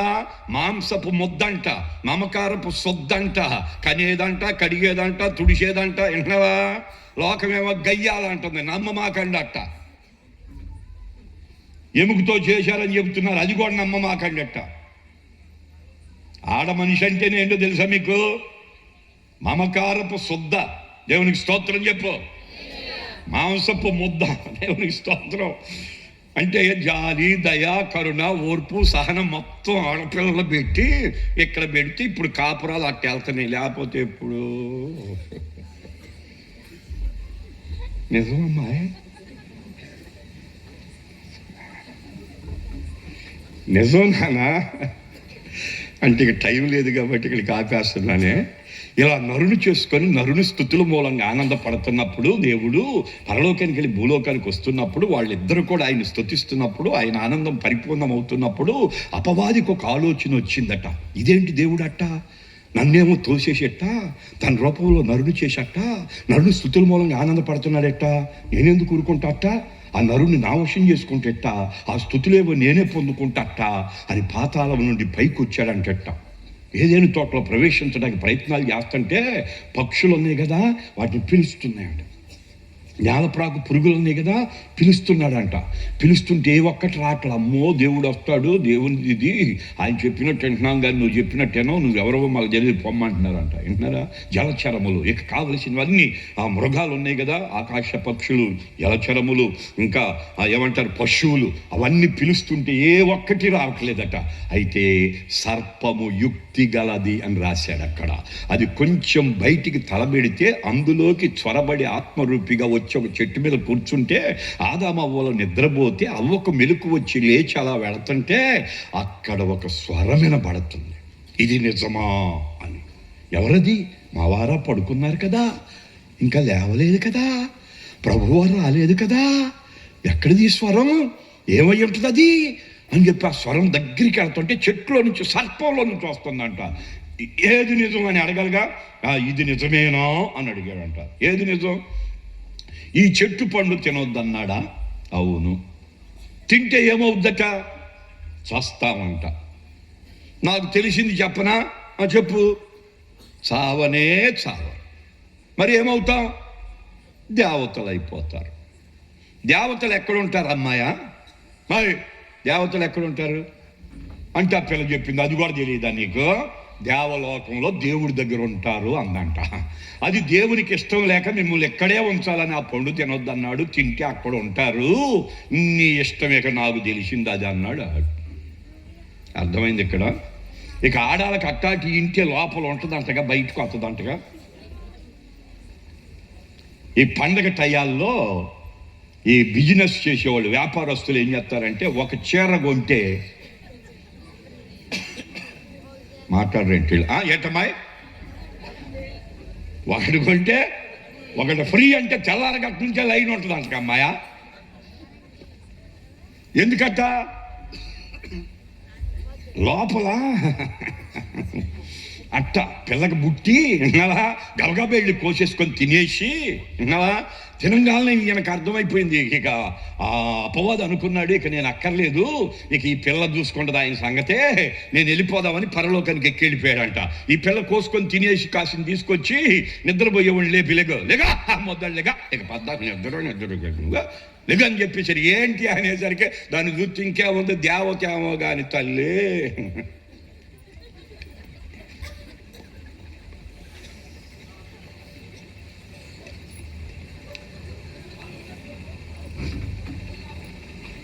ఇక అట్ట చూశాడు, అదేమో అట్ట, నేనేమో ఎట్ట, ఎందుకులే అట్ట అన్నాడు, పెట్టింది. అయిపోయిందమ్మాయి. అర్థమైందా మీకేమన్నా? ఇంకా మింగుతున్నాడు, నవ్వుతున్నాడంట. ఇంకా లోపలికి పోలా పూర్తిగా. అపవాది దేవుని దగ్గరికి వెళ్ళి నిలబడ్డాడంట. అపవాది ఎక్కడి నుంచి వచ్చావు అన్నాడంట. ఏదేం తోటలోంచి నానా అన్నాడంట. ఏంటి సంగతి అన్నాడంట. ఏముందయ్యా, నేను ఇక్కడ సింహాసనం కోరుకుంటే నువ్వు న్యాయమూర్తివి కాబట్టి తోసేసావు పాతాళంలో, నేనేమన్నా అన్నానా? నువ్వు న్యాయమూర్తివి, నువ్వు చేసిన తప్పేం లేదు, నాకు అర్థమైంది. కాకపోతే ఇప్పుడు వచ్చిన కారణం చెబుతా ఈయన అన్నాడంట. చెప్పు అన్నాడంట దేవుడు. ఏమీ లేదు, నీ రూపంలో చేసుకుని నా కొడుకు నా కూతురు అని ముద్దుడు ముచ్చట్లాడతావే, వాళ్ళు నీ ఆజ్ఞ మీరారు, వారి విషయంలో న్యాయం కావాలి రమ్మన్నాడంట. దేవునికి స్తోత్రం. పదా వెళదామని కిందకు వచ్చాడు. వచ్చినప్పుడు ఏం జరిగిందో తెలుసా మీకు? వస్తూనే కేకేశాడంటగా, ఆదామా ఎక్కడ? అయ్యా ఇప్పుడు వచ్చే పని లేదులే పొమ్మన్నాడంటగా. ఎక్కడ? పాట కుదరలే రమ్మన్నాడంటగా. అక్కడ తప్పేది లేక ఆకులు చుట్టుకొని బయటకు వచ్చారంటగా. అక్కడ అంటే ఏం కోల్పోయారు? మహిమను, వెలుగుని, ప్రశాంతతను, పరిపూర్ణతను, సంపూర్ణత, దేవుడితో ఉన్న సహవాస బంధాన్ని ఏమండి కోల్పోయాడు నరుడు. దేవుడు పిలిచి అన్నాడు, ఆదామా, ముద్దుగా చెప్పానుగా నాన్న, నా మాట లేదుగా బాబా, గనుక ఇదిగో నేను పని చేయాలనుకున్నాను అబ్బాయి, భూమిని ఒకసారి చూసుకోమన్నాడంట. కన్నులెత్తి చూస్తే ఎలా ఉంది? శూన్యముగా నిరాకారంగా కనపడుతుంది. ఎంత దూరమైన భూమే కనపడుతుంది. అప్పుడు దేవుడు అన్నాడు, నీవు చేసిన పనిని బట్టి ఈ భూమిని నేను శపిస్తున్నాను. ఏమన్నాడు? ఇది మొదలుకొని ఈ భూమి నీకు ముళ్ళ తుప్పలు గచ్చ పొదలిస్తుంది. దీన్ని దున్ని దీని పంట తిని బతుకు, వెళ్ళిపో పక్కే మాయ్ రా అన్నాడు. దేవునికి స్తోత్రం. ఏంటండి అనుకుంటూ వచ్చింది. నేను చెప్పిన మాట వినలా గనుక నీ గర్భవేదన మిక్కిలి హెచ్చు చేస్తున్నాను. వేదనతో పిల్లల కను వెళ్ళిపో అని ఇద్దరిని బయటికి తోసి ఆ తోటకు అగ్నిజ్వాలల కాపలాగా పెట్టి మళ్ళీ జీవవృక్ష పళ్ళు తింటారేమో అని తినకుండా చేయటానికి వదిలేశాడు. వాళ్ళని దీవించి ఫలించి అభివృద్ధి పొందమని వెళ్ళిపోయాడు. ఏం జరిగింది? ఇక్కడ ఒక రహస్యం చెప్తా వినండి. వీళ్ళు చేసిన ఆజ్ఞ అతిక్రమం ఏమన్నాడు? దాన్ని పాపం అన్నాడు. ఇప్పుడు సైతాన్ నోరు మూయించటానికి ఒక గొర్రెను వధించి ఆ రక్తాన్ని సాతానుకు చూపించి ఆ రక్తాన్ని వీరి మీద చమిరి ఆనాటి పాపాన్ని పరిహరించి అదే చర్మాన్ని చొక్కాలుగా కుట్టించి మీరు ఫలించి అభివృద్ధి పొంది భూమిని నింపమని ఆయన వెళ్ళిపోయాడు. దేవునికి స్తోత్రం. ఇక్కడ దేవునికి మానవునికి అసమాధానం ఏర్పడింది. ఇది కూడా నీకు తెలియాలి. పరలోకంలో ఏమి లేకుండా పోయింది? సమాధానం లేదు. ఇప్పుడు భూమి మీద ఏమైంది? మానవునికి దేవునికి బంధం తెగిపోయి అసమాధానం ఏర్పడిపోయింది. అర్థమైపోయింది ఇప్పుడు మీకు? ఇప్పుడున్న భూమి ఏమైంది అంటే శపించబడింది. ఏమైంది? ఇప్పుడున్న భూమి గట్టిగానే ఉందిగా, ఎందుకు తీసేస్తాడు దేవుడు? అట్లా ఉంచొచ్చుగా, కొత్తది ఎందుకు మళ్ళీ అని కొంతమంది జ్ఞానులు ఉన్నారు భూలోకంలో. విన్నారా? జనరల్ నాలెడ్జ్ పెంచుకుంటున్నారంటగా. వాళ్ళు అడుగుతున్నారట, ప్రకటన గ్రంథంలో రాశాడట, ఇప్పుడున్నది బాగానే ఉంది కట్ట, మళ్ళీ కొత్తది చేయాల్సిన పని ఏముంది ఆయనకిట్ట, ఎందుకు తీసేస్తాడట అని అడుగుతున్నారట.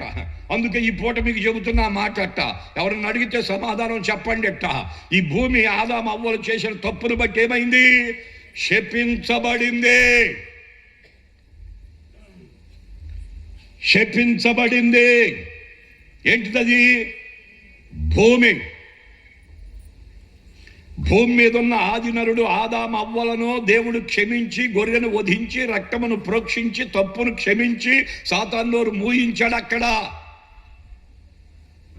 కారణం మనుషుని మీద ప్రేమ. ఇక్కడ దేవుడు తన రూపంలో చేసుకున్నాడు అక్కడ.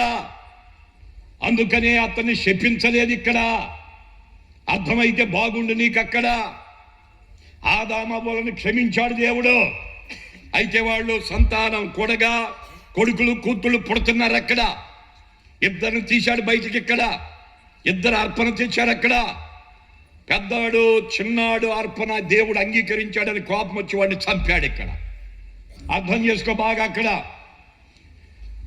తండ్రి ఆజ్ఞ మీరి పాపం చేస్తే కుమారుడు నరహంతకుడయ్యాడు. దేవుడు దిగొచ్చి అడిగాడు, మీ తమ్ముడు ఎక్కడరా అంటే, నన్ను అడుగుతావే చూసుకో ఎక్కడో అన్నాడు వాడు. ఆ రక్తం మొరపెడితో వచ్చా. ఇక్కడ నువ్వు చంపావు. అక్కడ దీన్ని బట్టి దేశ దిమ్మరం అవుతావు. ఇక్కడ నీ వంశమంతా చెట్ల కింద బతకటమే. అక్కడ ఒక స్థిరమైన నివాసం ఉండదు ఇక్కడ అని దేవుడు ఏం చేశాడు? వాడిని అక్కడ శపించాడు. ఇక్కడ అర్థం కావాలి నీకు. అక్కడ యెషయా ప్రవచన గ్రంథం తీయి. ఇక్కడ 24వ అధ్యాయం తెరువు. అక్కడ 16వ వచనం చదువుకో. ఇక్కడ నీతిమంతునికి స్తోత్రమని బోధి గంతముల నుండి సంగీతములు మనకు వినబడుతున్నాయి. అప్పుడు నేను, అయ్యో నాకు శ్రమ, నేను చెడిపోతిని, నేను చెడిపోతిని. దోషము చేయువారు మోసము చేయువారు మోసము చేయుదురు. మోసము చేయువారు బహుగా మోసం చేస్తున్నారు. ఇంకా లేదు అక్కడ. చదువమ్మా. ఇక్కడ భూనివాసి నీ మీదికి భయం వచ్చింది. గుంట ఉరి నీకు తటస్థించింది.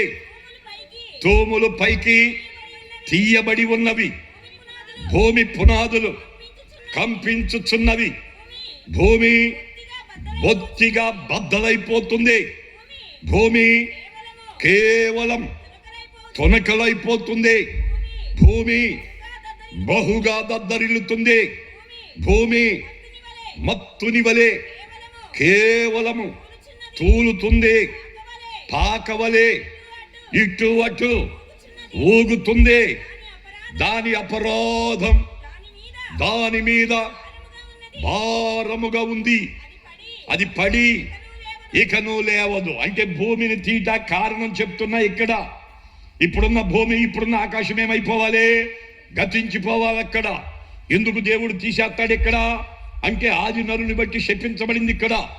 ఆ నరుణ్ణి దేవుడు శపించలేదు, కానీ తన కొడుకు నరహంతకుడు అవటం వల్ల, మనవడు తాగుబోతు అవటం వల్ల, ముని మనవడు కక్షలు, భేదాలు, విభేదాలు, అల్లారులు, నీచికార్యాలు, కొట్టుకోవడం, తిట్టుకోవడం, నెట్టుకోవడం, దొంగతనం, వ్యభిచారం, త్రాగుడు, దోషం, మత్సరం, భేదం, విభేదం, అల్లరి, నీచి కార్యాలతో నిండిపోయింది ఇక్కడ. అందుకనే భూమిని కదిలెత్తున్నాడు అక్కడ. భూకంపాలతో బిల్డింగులు మునుగుతున్నాయి అంటగా భూమి కిందకి. విన్నారు ఎప్పుడైనా భూకంపాలు వస్తున్నాయి అని? మరి ఏంటి వింతగా వస్తున్నారు నా అంతకట? ఏడుందట? ఎవరు చెప్పారట? ఏంది చెబుతున్నాడు ఆయన అట్ట అన్నట్టుగా?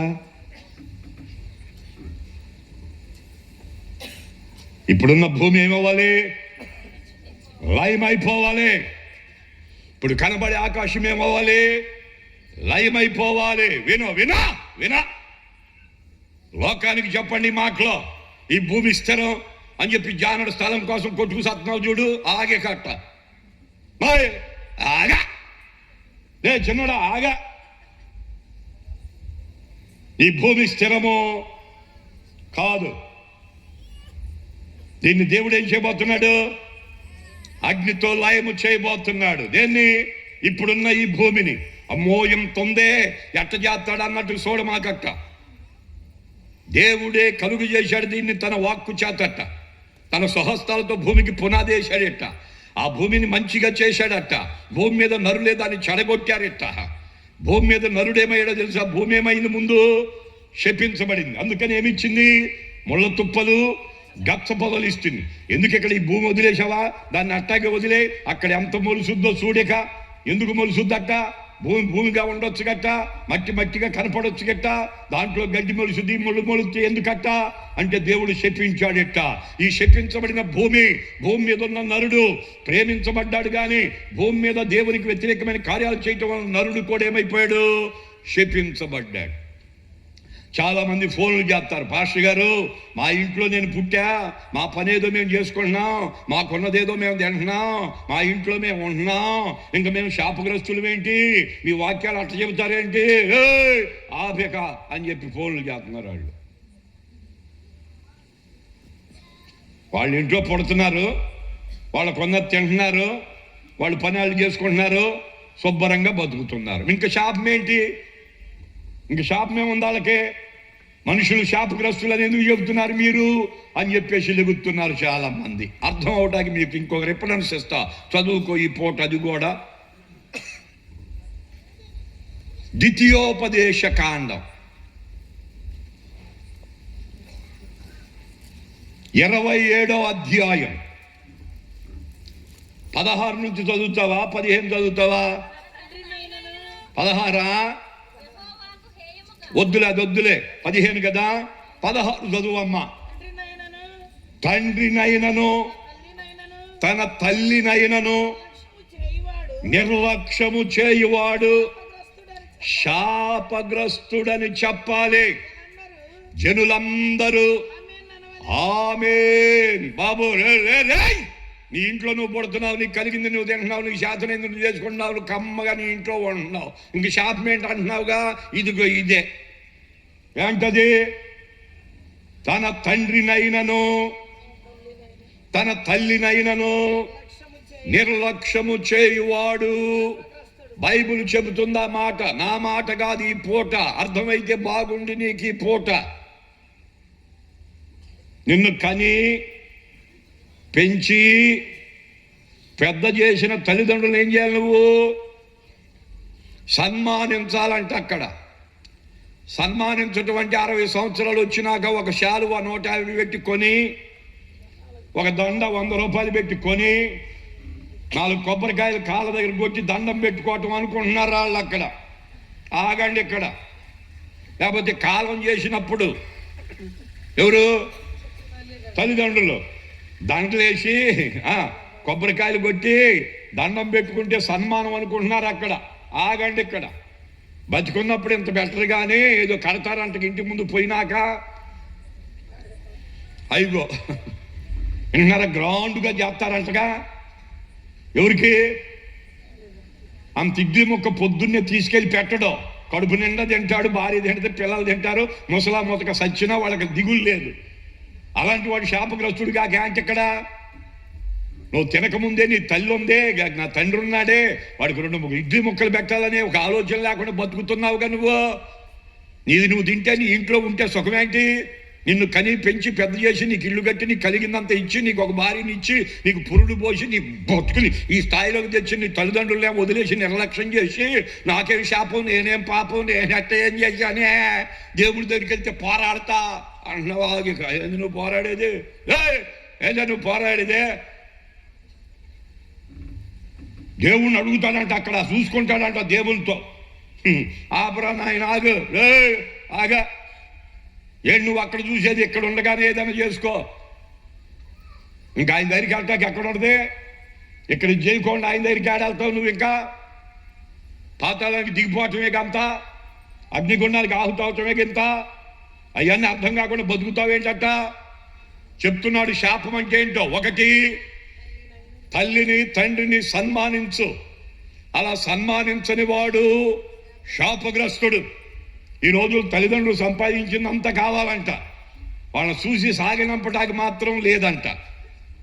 మరి విచిత్రం అయిపోయింది. ఇప్పుడు అలవాట్లకు పడిపోయారు. ఏది? గంజాయ్, లేకపోతే ఇంకా అమృతం తాగుతున్నారంటగా. దేవతలు తాగారు, మేము తాగుతున్నామని తాగుతున్నారంటగా. పేపాలు విన్నారా? ఆ తాగటాకి పాపం ఆ వృద్ధాప్య పింఛను వచ్చి ఆ పింఛను కోసం గొంతు బిసికి చంపేస్తున్నారంటగా.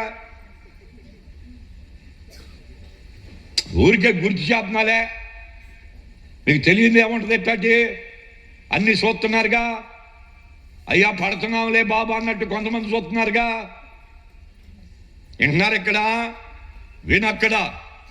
అంటే శాపం అంటే ఎట్లా వస్తుందో, ఎవరు శాపగ్రస్తులో, శాపగ్రస్తులకి ఏం కలగాలో ఏం కలగకుండా దేవుడు చేశాడో చెబటాకొచ్చా ఈ పూట. దేవునికి స్తోత్రం. భూమి ఆది నరుడైన ఆదామవ్వలను బట్టి శపించబడింది.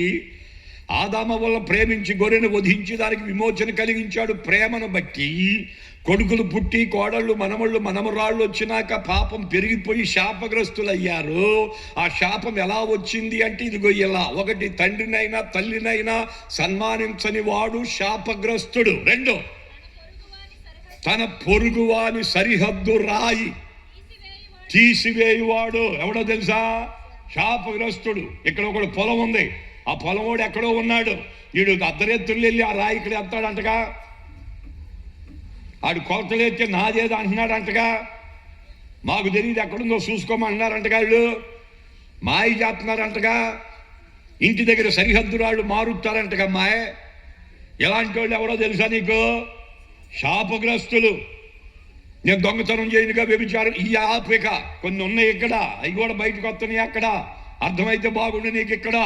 అంటే భూమి శపించబడింది. భూమి మీద ఉన్న నరుడు కూడా శపించబడ్డాడు. ఏ విషయంలో శపించబడ్డాడు అది చెబుతున్నాడు అక్కడ. 3 చదువు ఇక్కడ. గుడ్డివాని త్రోవను తప్పించువాడు శాపగ్రస్తుడు. ఒకవేళ కళ్ళు గాని రాక కర్ర తీసుకొని పోతా ఉన్నప్పుడు కొంతమంది ఈ ఏమన్నానే అల్లరి మోకుంటుందంటగా. ఈ చెత్తులు ఆడేవాళ్ళు ఉంటారంటగా. ఆడ మనిషో మగ మనిషి వెళ్తుంటే తాతో మామో అత్తో ఇలాంటి వాళ్ళు ఆ గొయ్యి ఉంది కదా, ఇట్రా అంటారంట. వాళ్ళు పడితే నవ్వుతారంట అక్కడ. ఎవరికి?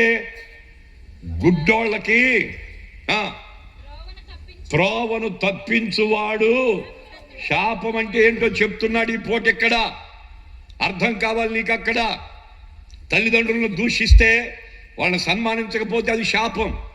సరిహద్దు రాళ్ళు తీసి మారిస్తే అది శాపం. 3, గుడ్డివాని త్రోవ తప్పిస్తే అది శాపం.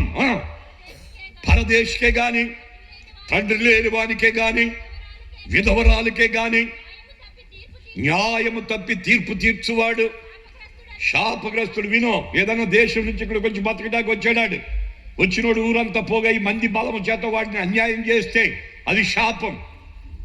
తల్లిదండ్రులు లేరు, వాళ్ళకి అన్యాయం, వాళ్ళ భూములు కానీ, వాళ్ళ పొలాలు కానీ, వారి ఇళ్ల స్థలాలు కానీ, వారికి కలిగిందంత కానీ దోచేసుకొని ఏం చేసుకుంటే వాడికి చెప్పుకో అన్నారనుక అది శాపం. విధవరాలు ఉంది, ఆ ఇంటిని దోచుకొని తానే యజమానిగా అధికారాన్ని బట్టి చలాయించాలనుకోవటం అది శాపం. అది శాపం. ఇంకా తన తండ్రి భార్యతో శయనించువాడు, తన తండ్రి కోకను విప్పినవాడు గనుక వాడు శాపగ్రస్తుడు. కిందకే, ఏ జంతువుతోనైనా శయనించువాడు శాపగ్రస్తుడు. అంటే మత్తులోకి వెళ్ళిపోయింది లోకమంతా. ఆడపిల్లలు కానీ మగపిల్లలు కానీ దేంట్లోకి వెళ్ళిపోయారు? డ్రగ్స్కి అలవాటు పడిపోయారు. అందుకనే ఆడదైతే చాలంట, అది పశువా మనిషి అనేది లేదంటక. మగ మనిషి అయితే చాలంట, మగ పశువు అయితే చాలంట. ఆడాళ్ళేమట, మగాళ్ళేమో ఎట్ట చెప్పొచ్చా? ఎట్ట లేఖనంలో రాయబడిందట. కిందకి దువ్వి నీ సంగతి చూస్తామన్నట్టు చూడమాకెట్ట ఆగే కట్ట. శాపం అంటే ఏంటో చెప్తున్నాను ఇక్కడ. ఈ భూమిని తీసేయడానికి కారణం చెప్తున్నా అక్కడ. కనుక భూమి మీద ఉన్న నరుడు ఏమయ్యాడో చెబుతున్నా ఇక్కడ. ఏమైపోయారు? జంతువుతో శయనించువాడు శాపగ్రస్తుడు. కిందకి, తన సహోదరి అంటే అక్కతో గాని చెల్లితో గాని, అనగా తండ్రి కుమార్తెతో గాని తన తల్లి కుమార్తెతో గాని శయనించువాడు శాపగ్రస్తుడు. తన అత్తతో శయనించువాడు శాపగ్రస్తుడు. చాటున తన పొరుగువాని కొట్టువాడు శాపగ్రస్తుడు. నిర్దోషికి ప్రాణహాని చేయువాడు, లంచము పుచ్చుకొనువాడు, అది శాపం అంటే మీకు అర్థమవడానికి. అందుకని ఈ శాపగ్రస్తులు భూమి మీద ఉన్నారు. ఈ భూమి బరువు మొయ్యలేక దేవుని ఎదుట మొరపెడుతుంది. దేవా, నువ్వే పాపాన్ని చూడలేకపోయావు కదయ్యా, పాపాన్ని నేను మొయ్యాల్సి వస్తుంది నానా, నా వల్ల కాదు బాబా, నాకు విడుదలెత్తానన్నావుగా నానా, భక్తులను చూపిస్తానన్నావుగా బాబా, తొందరగా రాయ్యా, నన్ను తీసేసేయి నాయనా, మాకు నూతనత్వాన్ని దయచే బాబా అని సృష్టి యావత్తు దేవుని ఎదుట ఏమవుతుంది? ప్రసవ వేదనతో మూలుగుతుందని రాశాడు అక్కడ. అర్థమైతే బాగుండు నీకు ఇక్కడ. అందుకనే మానవుడు చేసే ప్రతి దోషాన్ని బట్టి దేవుడు సాక్షిగా పెట్టాడు భూమిని. ఇక్కడ పైన ఆకాశాన్ని పెట్టాడు. ఆకాశమా ఆలకించు, భూమి చెవియొగ్గు, నేను పిల్లల్ని పెంచాను, పెద్ద చేశాను, వారు నా మీద తిరగబడ్డారు, అందును బట్టి వారి మీదకి శిక్ష పంపవలసి ఉంది, కానీ నేను దాన్ని చేయలేకపోతున్నాను అని. ఇదిగో మీరు సాక్ష్యం చెప్పాలి రేపని భూమిని సాక్షిగా, ఆకాశమును సాక్షిగా పెట్టాడు దేవుడు. మధ్యలో నిన్ను పెట్టాడు. ఎక్కడ? భూమి శపించబడింది, ఆది నరుణ్ణి శపించలేదు. తన గర్భమును పుట్టిన మనుషులు శాపగ్రస్తులు అయ్యారు ఇలాంటి పనులను బట్టి. అందుకని భూమి ఏమవుతుంది? పాకావలే ఊగుతుంది, భూకంపాలు, భూమి బద్దలవుతుంది. భూమి మీద ఉన్న ఏమంటది, ఆ గ్యాస్ పైకొచ్చి తగలబడిపోతుంది, ఇంకా పెట్రోల్ కాలిపోతుంది, భూమి దద్దరిల్లుతుంది, భూమి వణుకుతుంది, మత్తుని వలె తోలుతుంది. ఎక్కడికక్కడే ఎప్పుడు మునుగుద్దో తెలియదు, ఎప్పుడు ఏమవుద్దో తెలియదు. భూమి శపించబడింది. అందుకని దానికి భయంకరమైన పరిస్థితి ఏర్పడిపోయింది. భూమి మీద ఉన్న మానవుడు శాపగ్రస్తులైపోయాడు. ఇక భూమి మీద ఉన్న పాపం ఏమైందో చెప్తా. చదువుకో ప్రకటన గ్రంథం ఒక మాట. అంటే ఎక్కడుంది ఏంటి అనమాక. ఇని పూట 18వ అధ్యాయం అనమాట. మొదటి నుండి కొన్ని మాటలు చదువుకో ఈ పూట. అటు తర్వాత మహాధికారము గల వేరొక దూత పరలోకము నుండి దిగి వచ్చుట చూచి తిని, అతని మహిమ చేత భూమి ప్రకాశించను. అతడు గొప్ప స్వరముతో ఆర్భటించి ఇట్లా, నేను మహాబబులోను కూలిపోయాను, అది దయ్యములకు నివాస స్థలమును, ప్రతి అపవిత్రాత్మకు ఉనికి పట్టును, అపవిత్రమును, అసహ్యమునైన ప్రతి పక్షికి వణుకు పట్టును ఆయను. ఎలాగనగా ఆ సమస్తమైన జనములు కోపోద్రేకముతో కూడిన దాని వ్యభిచారం మత్తులో మద్యమును త్రాగి పడిపోయిరి. భూరాజులు దానితో వ్యభిచరించిరి. భూలోకమందలి వర్తకులు దాని సుఖభోగముల వలన ధనవంతులైరి. మరియు ఇంకొక స్వరం పరలోకము నుండి ఎలాగు చెప్పగా వింటిని, నా ప్రజలారా, మీరు దాని పాపములో పాలివారు కాకుండానట్లు దాని తెగులలో ఏది మీకు ప్రాప్తించకుండానట్లు దానిని విడిచి రండి. దాని పాపములు ఆకాశమును అంటుతుంది. ఇది కూడా అండర్లైన్ చేసుకో. అక్కడ ఇప్పుడున్న భూమి ఏమవ్వాలి? లయమైపోవాలి. కనబడే ఆకాశం ఏమైపోవాలి? లయమైపోవాలి. భూమి అంటే శపించబడింది పాస్టర్ గారు, భూమి మీద ఉన్న నరుడు శపించబడ్డాడు పాస్టర్ గారు, ఆకాశం ఎక్కడో ఉందగా అయ్యా, అది ఎందుకు తీసేస్తాడు? అట్టు ఉంచొచ్చుగా అనమాకాగిక రిఫరెన్స్ తో ఇచ్చా, అక్కడ చదివిచ్చా. ఎక్కడ అర్థమవుతుందా మీకు? అక్కడ భూమి మీద పాపం ఏమవుతుంది? ఇక్కడ ఆకాశానికి అంటుతుంది. అది కూడా ఏమైపోయింది? శాపగ్రస్తం అయిపోయిందని దాని భావం. శపించబడింది ఏది దేవుని ఎదుట ఉంటాకి వీలు లేదు.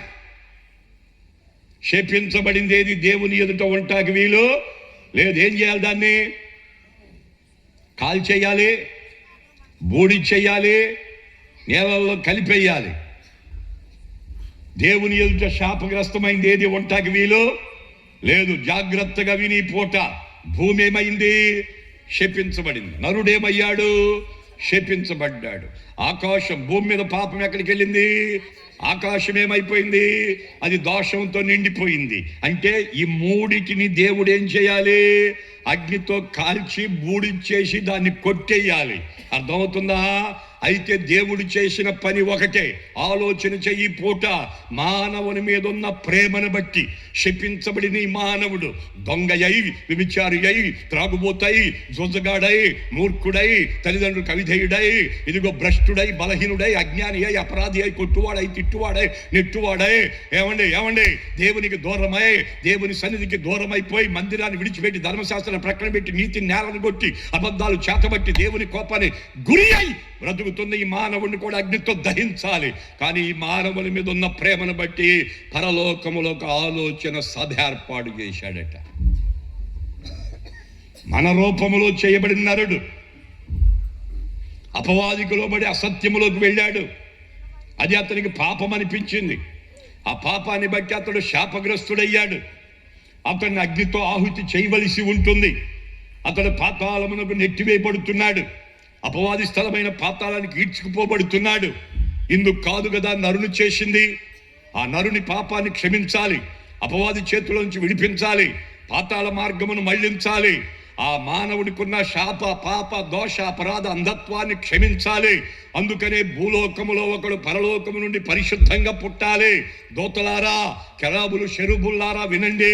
మీలో ఎవరైనా ఆ నరుల యొక్క విమోచన కొరకాయ, వారి పాప పరిహారము కొరకాయ, వారి శాప, దోష, అపరాధముల కొరకాయ ఇదిగో ఒకళ్ళు భూమి మీద పుట్టాలి.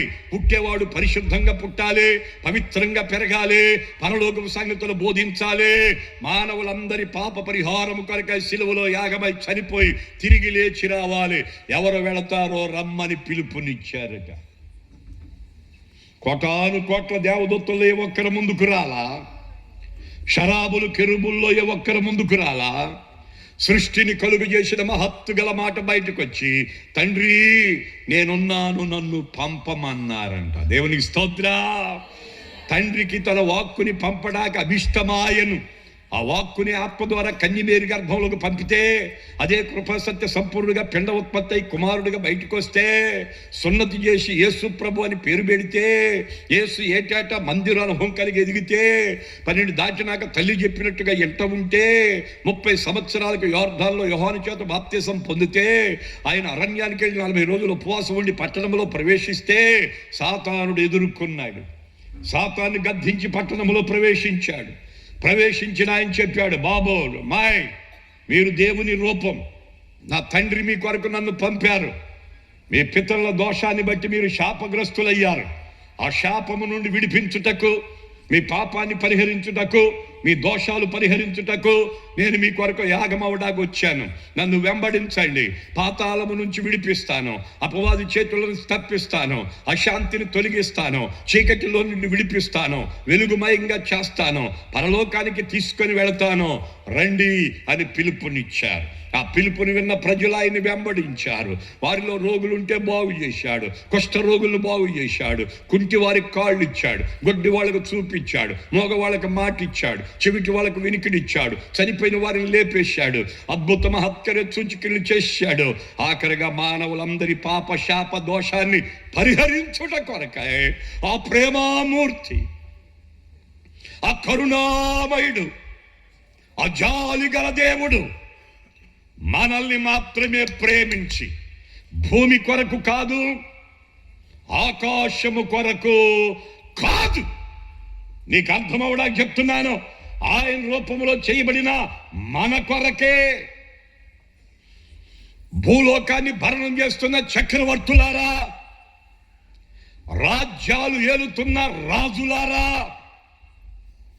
దేశాలను భరణం చేస్తున్న ప్రధానులారా, భూభాగాలు ఏలుతున్న మంత్రులారా, సామంతులారా, ఎమ్మెల్యేలారా, సర్పంచులారా, ధనికులారా, సామాన్యులారా, కడు భిక్షగాళ్ళారా, భూమి శపించబడింది. భూమి మీద నరుడు శపించబడ్డాడు. భూమి మీద పాపం ఆకాశాన్ని కంటుతుంది. ఈ మూడిటిని అగ్నితో దహించి వేయాలి దేవుడు. కానీ నీ మీద ఉన్న ప్రేమను బట్టి, నీ మీద ఉన్న మమకారాన్ని బట్టి, నీవు ఆయన రూపం అవటాన్ని బట్టి, నీవు ఆయన కుమారుడు కుమార్తె అవటాన్ని బట్టి, నీ కొరకే దేవుడే నరుడుగా, యేసు అని నామధారిగా వచ్చి మానవుల మధ్యలో సంచరించి పరలోక సంగతులు బోధించి ఆకాశానికి భూమికి అప్పచెప్పుకొని ముళ్ళ కిరీటం పెట్టబడి ఈ పంత నాగల సల్వలు దున్నబడి 7 తఫాలుగా రక్తం దారపోసి మొయ్యలేని కాడిని మోసి నడవలేని రాళ్ళదారిని నడిచి మనందరి కొరకు సిలువలో మేకులు కొట్టబడి 7 మాటల పలికి ఆయన ప్రాణం విడిచాడు. తండ్రి అయిన దేవుడు యేసుని చంపారు, చంపిన ఆయన సమాధిలో ఉంచారు, ఉంచిన ఆయన 3వ దినాన్ని తిరిగి లేపి పరలోకానికి తీసుకున్నాడు. ఆ రక్తం పరలోక బలిపీఠం మీద చమిరారు. అక్కడ పరలోకములో సమాధానం కలిగింది. దేవునికి స్తోత్ర. అదే యేసయ్య భూలోకానికి వచ్చాడు. ఆయన 40 దినాలు అనేకులు కనబడి నా రక్తాన్ని మీకు ఇచ్చాను, ఆ రక్తములో మీరు శుద్ధీకరించబడండి, మీ శాప పాప దోషాన్ని దాంట్లో పరిహారం చేసుకోండి, నేను వెళ్ళిపోతున్నాను, మరలా వస్తాను, నా కొరకు కాచుకొని ఉండండి, మిమ్మల్ని తీసుకొని వెళ్ళిపోతానని చెప్పాడు. దేవునికి స్తోత్రం. అంటే భూమి కొరకు ఆయన పరలోకాన్ని వీడి భూలోకానికి రాలేదని, ఆకాశం కోసం ఆయన రక్తం దారపోయలేదని, ఆయన రూపంలో చేయబడిన మన కొరకే గ్రామ నాయకులారా, గ్రామ పెద్దలారా, బాలురు, యవనులు, వృద్ధులారా, దేవుడు నిన్ను ప్రేమిస్తున్నాడు.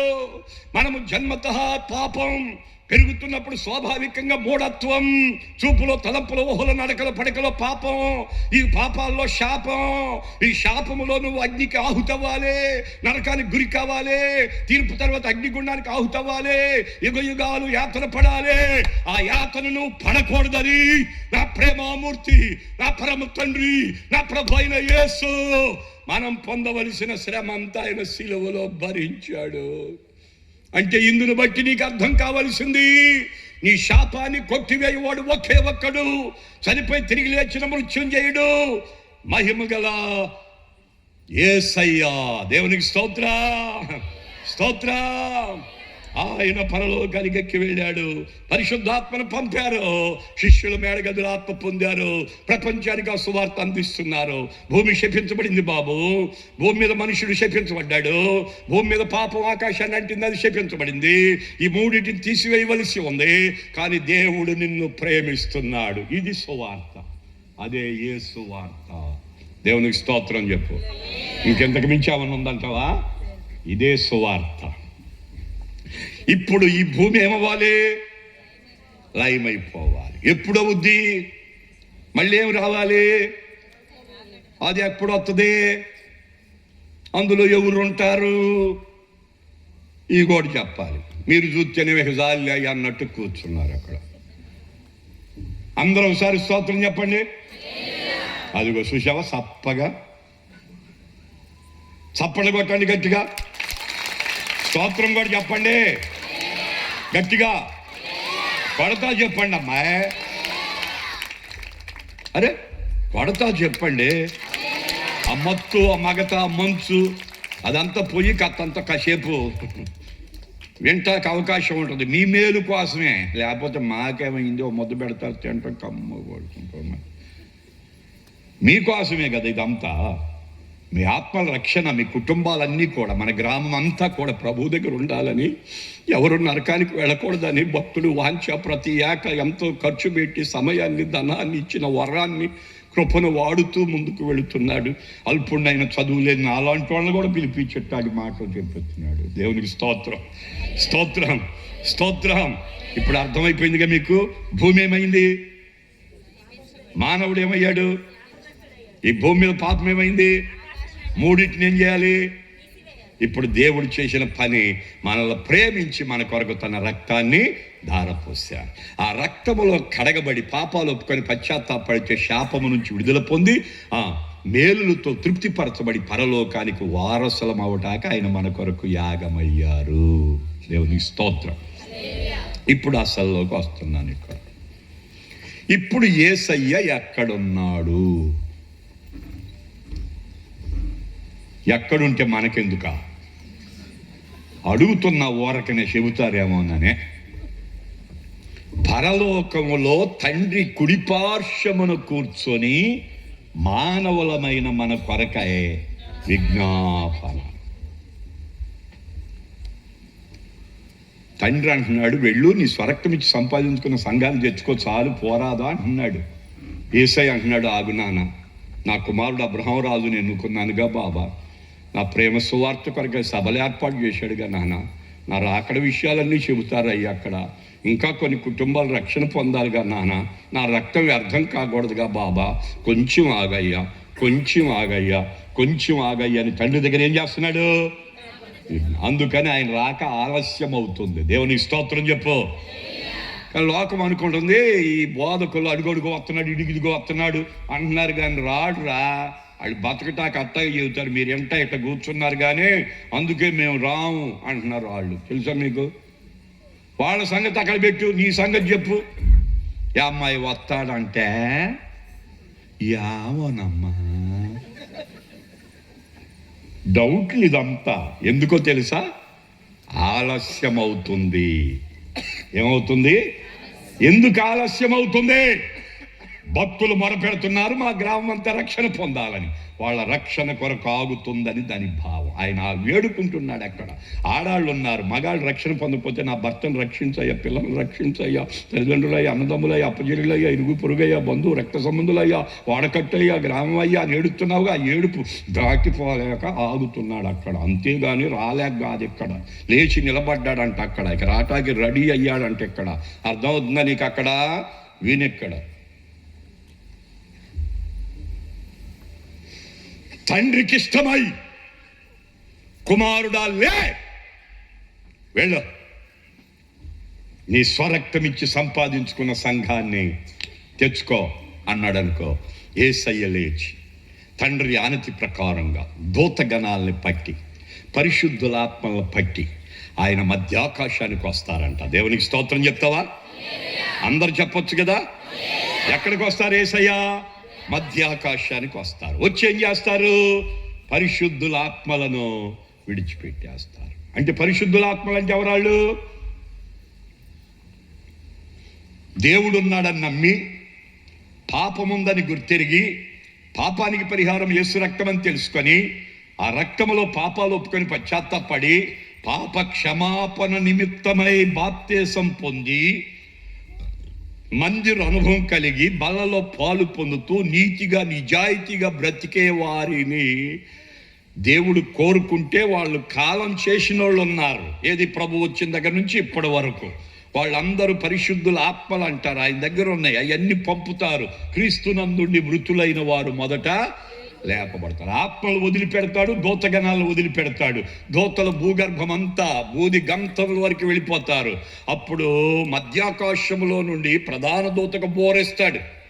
పెట్టో, పిలో, అని చెప్తే ప్రధాన దూత భూమి మీదకి బోరపెట్టి, ఇదిగో దేవుడున్నాడని నమ్మి మార్పు చెంది బాప్తిసం పొంది ఆత్మీయులుగా బ్రతుకుతున్న సంఘమా, సిద్ధపడిన సంఘమా, పెళ్లి కుమార్తె సంఘమా, వధువు సంఘమా, పావుర సంఘమా, సిద్ధపడిన సంఘమా, ఇక్కడికి ఎక్కిరా అనే ఒక స్వరం వినబడబోతుంది. దేవునికి స్తోత్రం, స్తోత్రం. ఈ మైకు శబ్దం అందరికీ వినబడుతుంది, కానీ ఆ శబ్దం మాత్రం అందరికి వినపడదు నాన్న. ఎవరు మార్పు చెంది బాప్తిసం పొంది ఆత్మ పొంది బలలో పాలు పొంది అప్పటికి నీతిగా నిజాయితీగా బ్రతుకుతున్నారో వాళ్ళకు మాత్రమే వినపడదు. బోధకుడుగా ఉన్నాను, బోధ బాగుంటుంది, బతుకు బాగాలేదనుకో వినపడదో. అదేంటి పాస్టర్ గారికి వినపడదా అన్నట్టు చూడమాకట్ట. పాస్టర్ గారు అయితే ఏం గొప్ప ఏంటి ఆయన దృష్టికి అట్ట. ఎవడో గొప్ప కాదు, అందరూ ఒకటి ఆయన దృష్టికి. దేవునికి స్తోత్రం. ఇక్కడే అయ్యగారు అమ్మగారు అని దండాలు పెట్టుకుంటున్నాం, కానీ అక్కడ అందరూ పరిశుద్ధులే. దేవునికి స్తోత్రం. అంటే స్త్రీ పురుష భేదం ఏమి అక్కడ లేదు, అందరినీ ఆయన మహిమతో కప్పబోతున్నాడు. అందుకనే పాస్టర్గా ఉండి బోధ బాగుండి బతుకు బాగకపోతే వినపడదో, వినపడకపోతే కిందకే కదా. అర్థమవుతుందా నీకు? ఇక్కడ అర్థం చేసుకో. అక్కడ సంఘ పెద్దగా ఉండి పెత్తనాలు చేస్తున్నావు, ఇక్కడ సరిపోద్ది, అక్కడ ప్రభు దగ్గరికి వెళ్ళటానికి లేదు, అది వినపడదు. ఊరికే గుర్తు చేస్తాను, ఏమనుకోమాకండి. వాక్యం అది మార్చుటానికి ఎవరికి హక్కు లేదు అక్కడ. దాని ప్రకారంగా జీవిస్తేనే వినపడుద్ది ఇక్కడ. ఆ వినపడిన వారికి ఏమవుద్దో తెలుసు? అక్కడ ఈ వస్త్రం ఊడిపోయి దేహం మారిపోయి మహిమ వస్త్రం మహిమ దేహం వచ్చేస్తుంది. అటు వాళ్ళు లేపబడతారు, అటు వాళ్ళు ఇటు మనం ఏకముగా కూడతాం. పరిశుద్ధాత్ముడు ఒక చోట ఆ దూతలు పరిశుద్ధులు పోగు చేస్తారు. దేవుని వాహనం మహిమ మేఘం. పోయిన సంవత్సరం చెప్పాను, మహిమ మేఘాన్ని గురించి చెప్పాను. మేఘం రాబోతుంది, మహిమ మేఘం. దాన్ని ఎక్కుటకు రెడీగా ఉండండి సంగమా అని చెప్పి వెళ్ళాను. మేఘం దాని గురించి చెప్పాను, అది దేవుని వాహనం అని చెప్పాను. మేఘాల రకాలు చెప్పాను. కానీ ఈ పూట ఇప్పుడున్న భూమి ఆకాశం లయము కారణం చెప్తున్నాను అన్నమాట. అది ప్రకటన గ్రంథమే కాబట్టి దాన్ని తీసుకున్నాం ఈ పూట. పరిశుద్ధాత్ముడు సంఘాన్ని ఒక చోట పెడతాడు. దేవుని వాహనం మహిమ మేఘం వస్తుంది, దాని మీద ఎక్కిస్తాడు. రెప్పపాటులో మధ్యాకాశానికి వెళ్ళిపోతారు. అక్కడ 7 ఏండ్లు పరిశుద్ధులకు ఏమవుద్దో తెలుసా? విందు. ఎత్తబడిన వారికి అక్కడ విందు. మరి విడవబడిన వారి సంగతి ఏంటి? ఇక్కడ ఎవరు విడవబడతారు? అక్కడ పరిపూర్ణం కాని వారందరూ విడవబడతారు. ఇక్కడ ప్రభు నమ్మని వారందరూ విడవబడతారు. ఇక్కడ ఆయనకు అయిష్టులుగా ఉన్న వారందరూ విడవబడతారు. ఇక్కడ విడవబడిన వారి మీదకి 7 ఏండ్ల కఠిన శ్రమలు రాబోతున్నాయి అని దాని భావం. అక్కడ అది ప్రకటన గ్రంథంలో తేటగా రాశాడు. ఇక్కడ ఏమొస్తుంది? ఎప్పుడైతే సంఘం ఎత్తబడుద్దో క్రీస్తు విరోధి ప్రత్యక్షమవుతాడు. యెరూషలేం వీధుల్లో సంచరిస్తాడు, ఇజ్రాయేలు ప్రజలకు బోధిస్తాడు. ఇదిగో మెస్సయ్య వచ్చాడని దండం పెడతారు. వాడికి ఒక మందిరం కట్టి కూర్చోబెడతారు. ప్రపంచమంతటికి 666 ముద్ర విడుదల చేస్తారు. విడవబడిన వారు అందరికీ ముద్ర వేస్తాడు. అంటే అపవాది సంబంధులవుతారు. అందులో ఎవరైనా విడవబడ్డానని తెలుసుకొని వద్దంటే చంపేస్తాడు. చావటానికి ఇష్టపడరు కాబట్టి ముద్ర వేస్తారు. అదే 666 ముద్ర. అర్థమైందా? ఎప్పుడైతే ముద్రలు పడతా ఉంటాయో దేవుని ఉగ్రత పెళ్ళును దిగబోతున్నాయి. ఎట్లా ఉంటాయి అంటే మిడతల దండు రాబోతుంది. మొదటి మాట ఏ దండు? మిడతల దండు. అవి ఒక వ్యక్తిని ఒక్కసారి విడవబడిన వాడిని కుడితే 5 నెలలు బాధ. తేలు కుట్టిన బాధ కంటే భయంకరమైన బాధ. అది 6వ నెలలో తగ్గుతుంది అంటే మళ్ళీ ఒకసారి వచ్చి కుట్టిపోతా ఉంటాయి అంట. ఆ బాధ భరించలేక అమ్మో అయ్యో అని ఏడవటమే తప్ప బాధకు నివారణకు మందు కానీ అరుగు కానీ తిరగేయటం బోరలేయటం లేవు. అక్కడ ఏది పనికిరాదు. ఇక్కడ పడాల్సింది ఆ బాధ అంతా. అక్కడ ఎందుకు నీకు ఆ బాధ? ప్రభు నమ్ముకో, సుఖపడదాం, మధ్యాకాశంలో విందారగిద్దామని చెబుతున్నాం. ఇక్కడ అర్థమైతే బాగుండు నీకు. అక్కడ ఇంతటితో అయిపోయిందా ఏంటి అక్కడ అంటే అయిపోలా. ఇంకేముందంటే వడగండ్లు పడుతున్నాయి అంట. వర్షాలు వచ్చినప్పుడు రాగళ్ళు పడుతుంది చూడు, వండుకు తింటున్నావు, అవి కాదు వడగండ్లు. ఒక్కొక్క వడగండి బరువు ఎంతో తెలుసా? 5 మనుగులంట. పైనుంచి తల మీద పడితే తల బొగులుద్దంట, చావు మాత్రం రాదంట. ఇదేంటి వింత? ఊరికే కొడితేనే సచ్చూరుకుంటున్నారు ఎంత, అంత బడితే ఎందుకు చావరు అంతాను నాకెళ్ళి చూడమాకెట్ట. మరి అదే దేవుని ఉగ్రత అంటే అర్థం అవ్వాలి నీకెట్ట. బాధపడాలే తప్ప విడిపించేవాళ్ళు లేడట్ట. వింటున్నావెట్ట?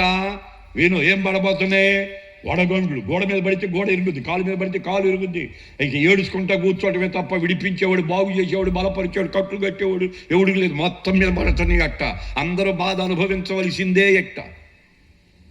ఆ బాధ ఎందుకు నీకు? రా, ప్రభు ప్రేమిస్తున్నాడని చేతులు జోడించి బతిమలాడి చెబుతున్నాం మీకు అట్ట. ఇప్పుడు అది ఎక్కట్లా, పోయితే కానీ తెలియదు. అక్కడ చూసుకుందాం అంటున్నాడు ఒకడు.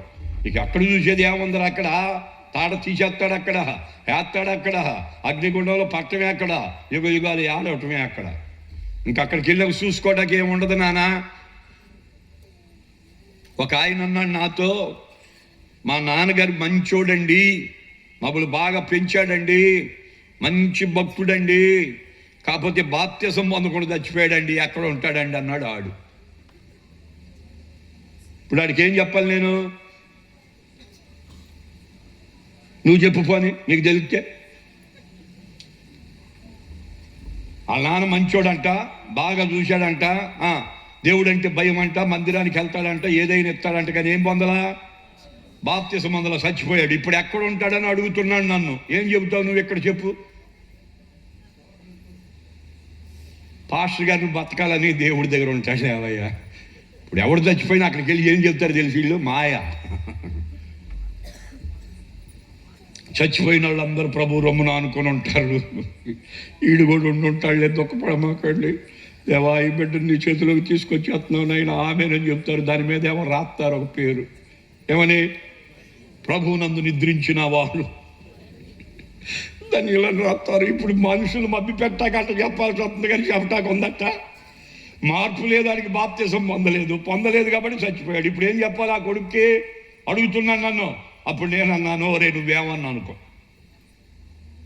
నాకు అనవసరం. లేఖనం చెప్పింది ఏంటంటే, మార్పు చెంది బాప్తిసం పొంది మందిర అనుభవం కలిగి ఆయన శరీరమును ఆయన రక్తమును సేవించి ఆయన రూపంలోకి మార్చబడి కాలం చేస్తేనే వాడు దేవుని ఆత్మ దేవుని దగ్గరికి తీసుకెళ్తాడరా, లేకపోతే పాతాళానికి దిగిపోద్దురా. అబ్బాయి రే, నువ్వు బాప్తిసం పొందలేదంటే పెద్ద భక్తుడని చెబుతున్నావు. భక్తులైతే బాప్తిసం పొందొచ్చు కదా.